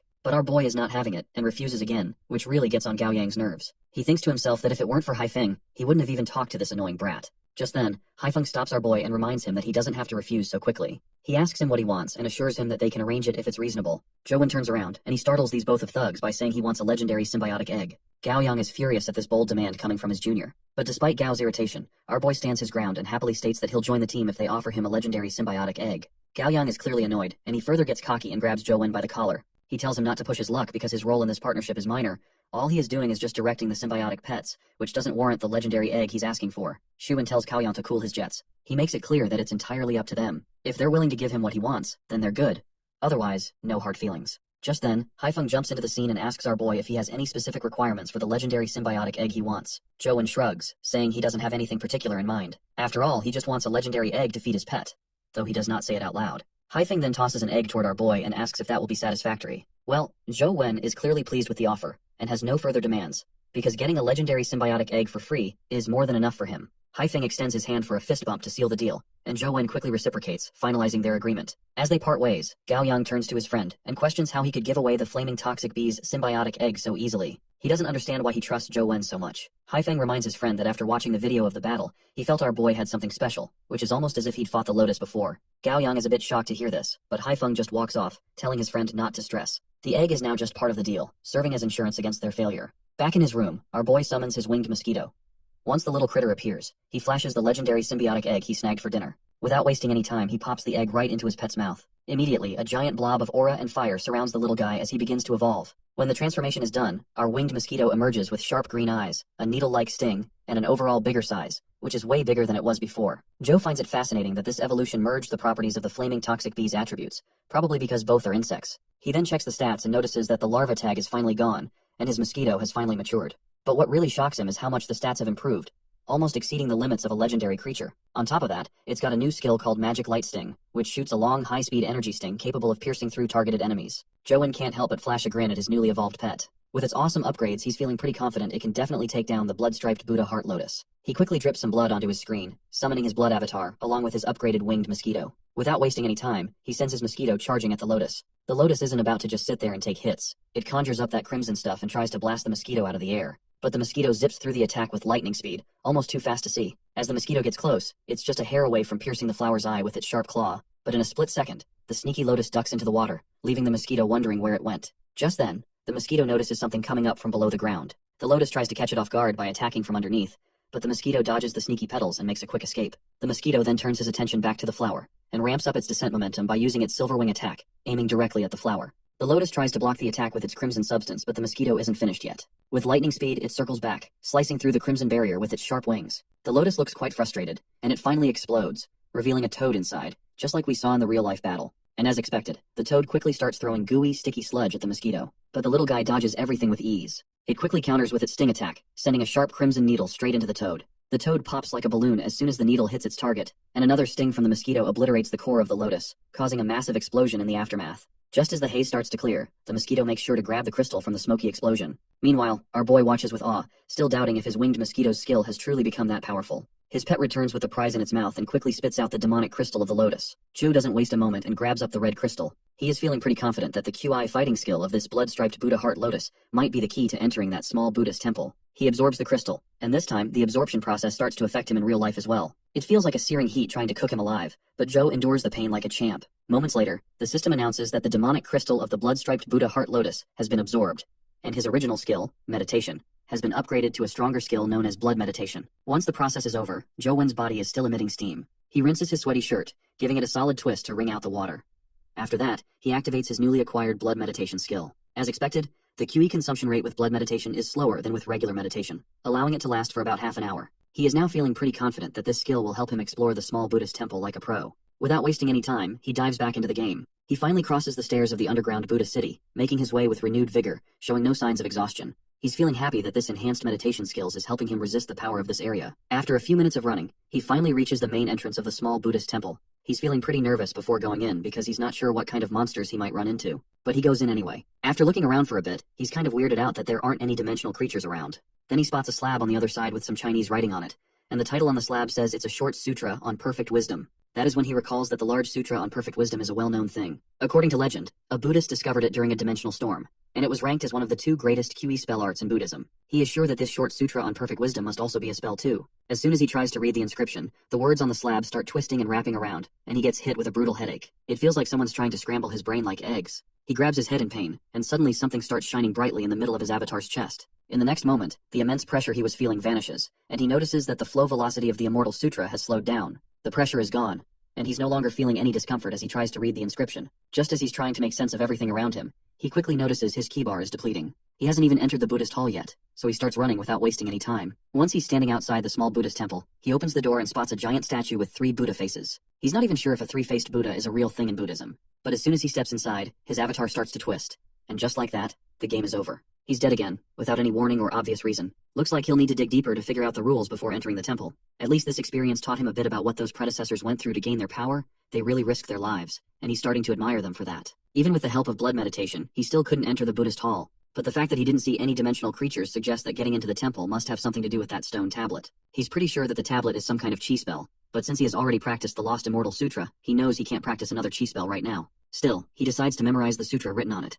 Surprisingly, he's memorizing this script much better than the Lost Immortal Sutra. Once he's halfway through memorizing it, he decides to leave the small Buddhist temple's vicinity before his chi runs out. He plans to come back and finish reading it once his chi is replenished. He spends the entire day like this, yawning and grinding his ass away in the game. By the end of it, he's finally memorized the entire sutra. Suddenly, light starts radiating from him, and he's absolutely blown away by the new kind of chi circulating in his core. The only thing he can think is that this must be the short sutra on perfect wisdom he just memorized. He looks at his hand in his real life, and can also feel this new chi spell even though he hasn't practiced it. It's automatically circulating through his body, according to his memory. He has no clue what's going on, but he's too exhausted to delve into these mysteries right now. So he decides to hit the hay and will figure out what's happening once he wakes up. Just as he starts catching some Z's, mysterious patterns begin to pop up on his chiseled body. By the way, have you noticed that this lazy guy does nothing but game, yet he has one of the best bodies? It's a bit jealous-making. If I could get stronger just by writing manhwa recaps, I'd be the strongest person on the planet. Anyway, after his sleep, he heads to the bath in the morning. As the water pours over his body, he lets out a scream because his skin is shedding. He comes out of the bath, wondering if this is the effect of the short sutra on perfect wisdom circulating in his body. Regardless, he grabs his phone again and checks his stats. To his surprise, his old Lost Immortal Sutra key spell hasn't been replaced. Instead, his constitution has broken the 10 limit and improved to 11. Not only that, he can also feel the short sutra on perfect wisdom circulating through his body. But then he realizes something that completely blows his mind. Apparently, he can replace and circulate his newly acquired chi with the Lost Immortal Sutra. This means he's mastered 2 chi spells at once, which is a huge deal since most chi spells are very different in nature, and it's tough for a person to operate 2 simultaneously. The more advanced and complicated the chi spells, the harder they are to coexist. Just then, his phone starts ringing. It's Haifeng, who reminds him that they've already reached the Lotus Pond to challenge the Lotus Flower and asks why he hasn't arrived yet. Looks like our guy got so caught up in grinding his game that he forgot he had a promise to fulfill. Shortly after, he makes it to the Lotus Pond, where we see that the party has already started attacking the core of the Lotus Flower. And our boy is the one who is calling all the shots, and with his flawless guidance, the team manages to obliterate the blob of goo. Our boy quickly tells everyone to back off at least 20 meters. The beasts start stepping back, but that's when this cocky guy, who seems to be using his backside to think, insists that they should deliver the final deadly move now instead of retreating. This rowdy guy decides to take charge himself and orders his flying beasts to launch their Bloodblade rain. The birds throw their feathers, which begin to demolish the area. A giant explosion rocks the entire area, and one bird gets caught in the explosion and gets burned to smithereens. The cocky guy is left silent after making this blunder. Our boy makes it clear that he won't be compensating for the loss of the bird because the guy didn't listen to him. The cap guy apologizes and admits his mistake, saying there's no need for him to pay for it. Once the Lotus Flower is finally reduced to debris and dust, we see 2 teachers standing near the entrance of the tunnel. The blonde teacher feels quite jealous that someone like our boy will be her student. The woman with glasses comments that our boy gives the impression that he somehow knew the Buddha Heart Lotus would explode at the last moment. To defeat the Buddha Heart Lotus in the military department of the Western District, 5 legendary creatures had to be sacrificed. The blonde then reminds her that since he has a relationship with the Ang family, it's safe to assume that he might have gotten the information from them. The lady responds that Ang Jing and her brother don't like Joe very much, so they wouldn't just hand over information without a good reason. This makes her even more curious about him, and she wants to learn more. We're back in the game, inside the dungeon under the Lotus Pond. The toad has been activated, and it's spitting out those black gooey balls. But our boy's winged mosquito is dodging them left and right and takes the toad out with a wing attack. To finish the job, the mosquito unleashes its magic light sting. Just like before, it erupts in a heavy explosion, and our guy is pretty chuffed to see that with his knowledge of the Lotus's attack patterns and the mosquito's abilities, he can take down the boss quite easily. Suddenly his phone rings, and he sees that there's a new loot drop, which is a symbiotic egg of the blood-striped Buddha Heart Lotus. He picks it up and learns that it's an alchemy-level egg with pretty good attributes. However, he also finds out that while the real Lotus knows several QE fighting skills, this one is too weak and only has 1 skill. Since there's a risk in hatching the egg, and he doesn't want to end up with a larva Buddha Heart Lotus, he considers fusing it instead. But the fusion rate is abysmal. That's when another system window grabs his attention, suggesting that he simply feed the egg to the silver-winged mosquito. Our boy remembers that the last time he fed his monster a legendary egg, it grew up. So he wonders if the same will happen again. With that in mind, he presses the feed button, but nothing particularly happens. It looks like he might have just wasted a legendary egg, and he's left with no clue about what exactly he needs to do to grow this critter. In the next scene, we see his avatar running towards the small Buddhist temple. As he nears the door, he quickly switches his QE spell to the Short Wisdom Sutra, and feels pretty chuffed to see that circulating the sutra is working perfectly. Once inside, he spots the Buddha statue again. Suddenly, something begins to drip from the statue, and a magical enchantment starts to shimmer right under his blood avatar. He's worried he might have triggered another instant kill trap. To his surprise, nothing happens to him. Instead, a bunch of blobs starts to surround him. When he takes a closer look, he realizes they're actually symbiotic eggs. A system window pops up displaying some odd text. According to the postscript, the Buddha statue is one of the 5 kings of knowledge in Buddhism, who have conquered the 3 worlds of desire, form, and formlessness, and he is offered an egg by the Buddha. Our boy finds it pretty strange that this statue is trying to give him free symbiotic eggs. When he tries to check the stats of the egg, the system window says that the attributes can't be accessed because they're unknown. So, he decides to pick one of the 3 eggs at random. As soon as he makes his choice, the system announces that the mythical creature hatching is confirmed. Our boy gets absolutely furious and throws his phone away because he never confirmed anything. It's not that he doesn't want a mythical creature. In fact, they're very powerful in the dimensional realm. The problem is that even legendary creatures nearly killed him during hatching, so he's dreading the pain that's about to come with a mythical creature. But since the hatching has already been confirmed, the arc of pain begins. This red-black substance starts to choke him, and he really doesn't want to be the first guy to die from playing games. A while later, we see him sprawled on the ground, looking like he's just gone through post-nut clarity after jacking off to some anime girls. He's pretty weird out that he's still alive despite the mythical creature hatching. He can also feel that his blood and chi have drained from his body. I guess it was worth it though, since I highly doubt he would have gotten a fluffy and cute furball like this otherwise. The creature is named Diding. He's confused at first because a mythical creature is supposed to be a powerhouse capable of destroying everything, but this little fella doesn't seem to fit that description. He picks up his phone and checks the creature's stats. Well, here's the bad news. The system mentions that this creature is an ordinary one at its primary stage. What shocks him most is that this ordinary creature has all attributes in the 2-digit range, which seems far from ordinary. It's hard to believe this could be considered ordinary at all. Still, he was told it was a mythical creature, and now he feels like he's been scammed by this crappy system. Nonetheless, he starts pondering the system's mention of the primary stage, and wonders if this monster can grow like the silver-winged mosquito. In myths, the white dog of Bodhisattva Ksitigarbha could hear everything in heaven and earth, and in Journey to the West, Diding could differentiate the real Monkey King from the 6-eared macaque, while many other gods couldn't. This little creature, however, looks quite different from what he had expected. He then decides to check out the creature's symbiotic form. The little creature transforms into an ear-piercing ring. As soon as the effects of the ring are activated, he can feel and hear his surroundings more acutely. He can even hear people outside his dorm room. That's when he catches the voice of Jiang, who seems to be groaning intensely, making him suspect she might be having a blast with her middle fingers. He even feels like a pervert for eavesdropping on girls, and decides to tune out and refocus. Still, her groans are getting more intense and she seems to be in real distress. He quickly reaches her dorm room and starts banging on the door, asking if she's okay. When he doesn't get a response, he starts to worry that something might have happened to her. Determined to rescue her, he takes a few steps back and charges at the door like a bull. However, he still can't get inside, because this is Ang Jiang's room, and her security door is built like a tank. Meanwhile, Jiang, lying on the ground, is puzzled about how he can even hear her. She definitely doesn't want him to see her in the awful state she's in right now. Before he can actually tear through the door, Jiang quickly tells him to stop. The thumping at the door suddenly stops, but our guy, ever the champ, decides to jump through the window, leaving her completely boggled. As soon as he's inside, he asks if she's okay. Jiang is utterly embarrassed to see him and asks, "How on earth did you get in through the window?" Our clueless hero replies that he thought she was in danger because no one answered the door. He adds that he prefers calling a doctor if she's hurt. The girl quickly gets terrified and assures him she's been through this many times before and it'll be fine soon enough. That is when this idiot asks her outright if she's having her period. She glares at him like he's the dumbest person alive, throws down a mug over his face, and reluctantly confirms that yes, she's having her period. Then she drags him out of the room and slams the door shut. Looks like our guy completely misread the situation. Meanwhile, inside the room, she leans against the door, sliding down to the ground, feeling utterly embarrassed and blushing like crazy after the awkward encounter. The boy returns to his dorm room and starts preparing food, specifically choosing red dates to help him recover sooner. His phone begins buzzing, and when he picks it up, it's Xuan on the other end. The playboy informs him that the new semester starts today, and that every club is looking for new members, so he suggests taking a stroll around campus to explore and get acquainted with others. However, the boy states that he's not interested in joining any clubs. Xuan responds that they could work together, and he's planning to start his own club. He even promises to help our boy with climbing up the ranks if he joins his club.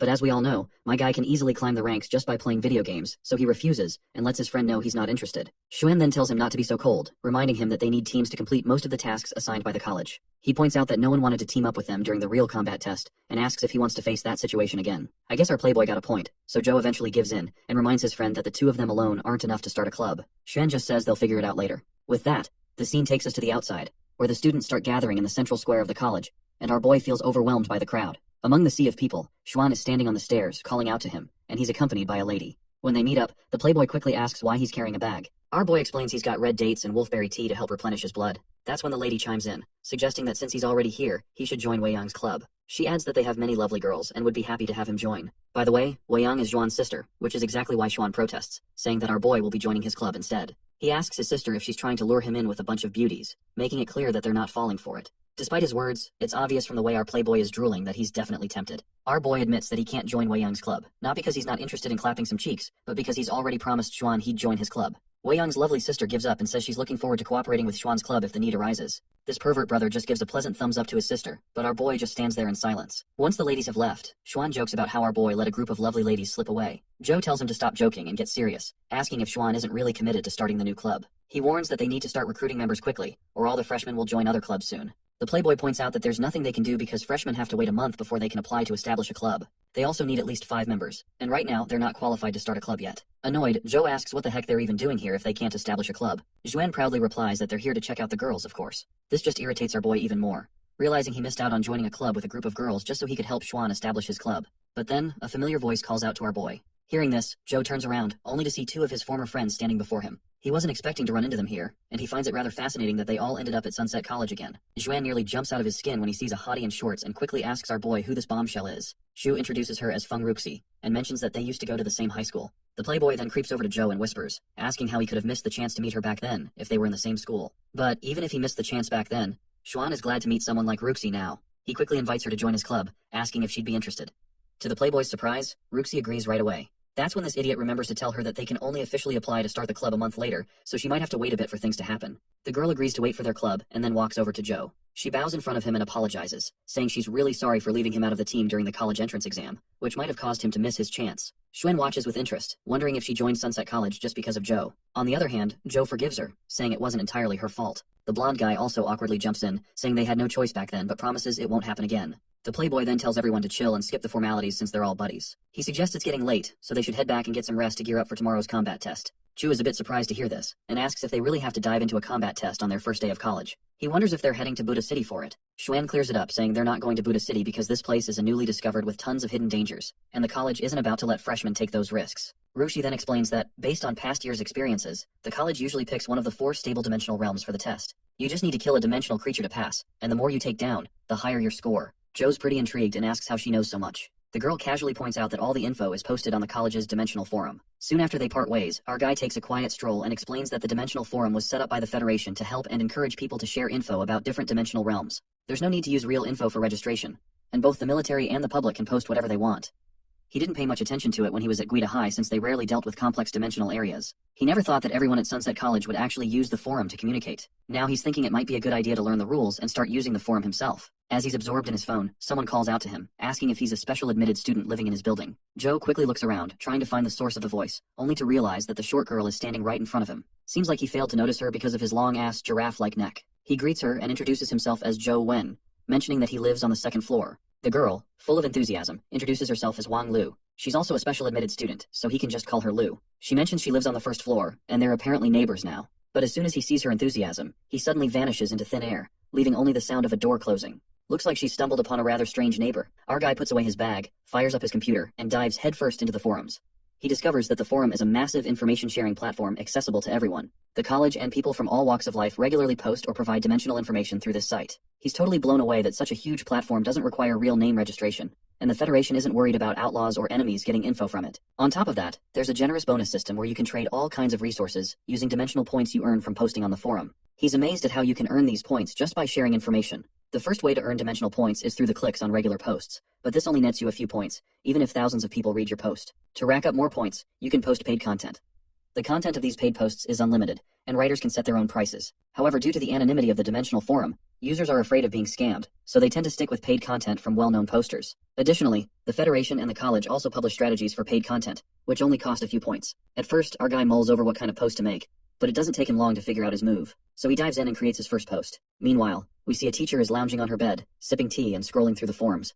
She comes across all sorts of freshmen trying to impress the ladies. As she skims through the usual junk, she finally stumbles upon something intriguing. It doesn't take her long to realize that this is a strategy for the small Buddhist temple, priced at 20,000 dimensional points. Her jaw almost drops as she realizes how impossible this is. How could this person possibly know about the small Buddhist temple?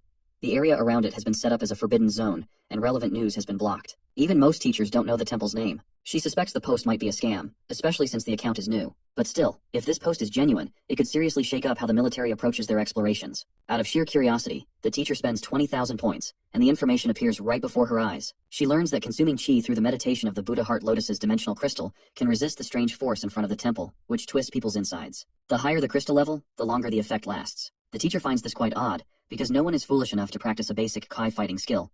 And even if you give this technique to people for free, no one would want to practice it. She wonders if she's been duped by this post. Meanwhile, our guy is grinding away in the game again, battling the Skeleton Knight repeatedly.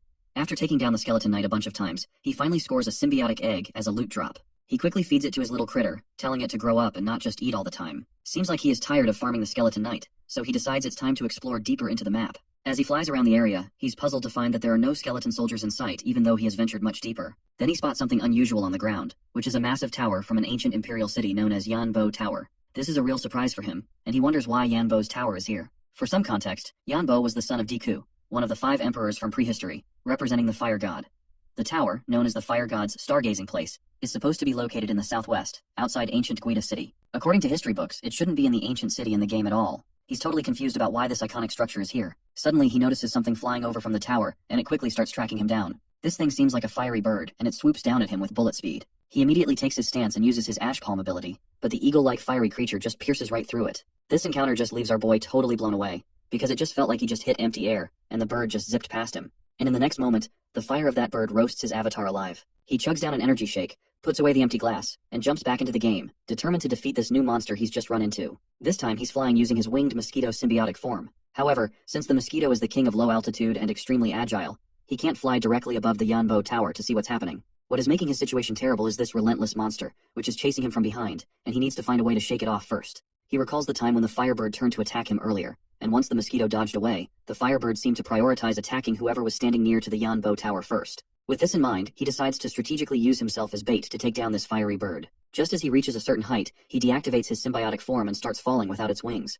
That's when the fiery bird charges at him. But his winged mosquito quickly swoops in and takes down the fiery bird with a single strike. It seems like the mosquito's light sting works against the firebird, even though his Ash Palm earlier couldn't hurt it at all. He's also curious why the system hasn't announced the beast's defeat yet. Regardless, he quickly starts ascending the stairs to check things out himself. But then, he notices 2 more fiery birds coming his way, and he immediately tells his silver-winged mosquito to distract them. The mosquito charges at the fiery birds with its sharp agility, drawing their attention and clearing the path, just so our boy can ascend the stairs as quickly as possible. Well, it seems like his ascent isn't going to be as smooth as he thought, because the fire atop the tower starts reacting again, and this time, multiple fiery birds head his way. Instead of backing down, he goes full throttle. He leaps into the air and zips past the birds by using his Ash Palm to push himself through them. But just as he nears the top of the tower, he begins to see a word written in Chinese beneath the scorching flames. Before he can make any sense of it, a giant explosion happens, knocking everything around him, and the game ends once again. The word he saw earlier meant Imperial in English, but he still has no clue what it means in this context. He's sure that this dungeon is supposed to be based on the real ancient Guida City, but in the game, it's called the Ancient Imperial City for some reason.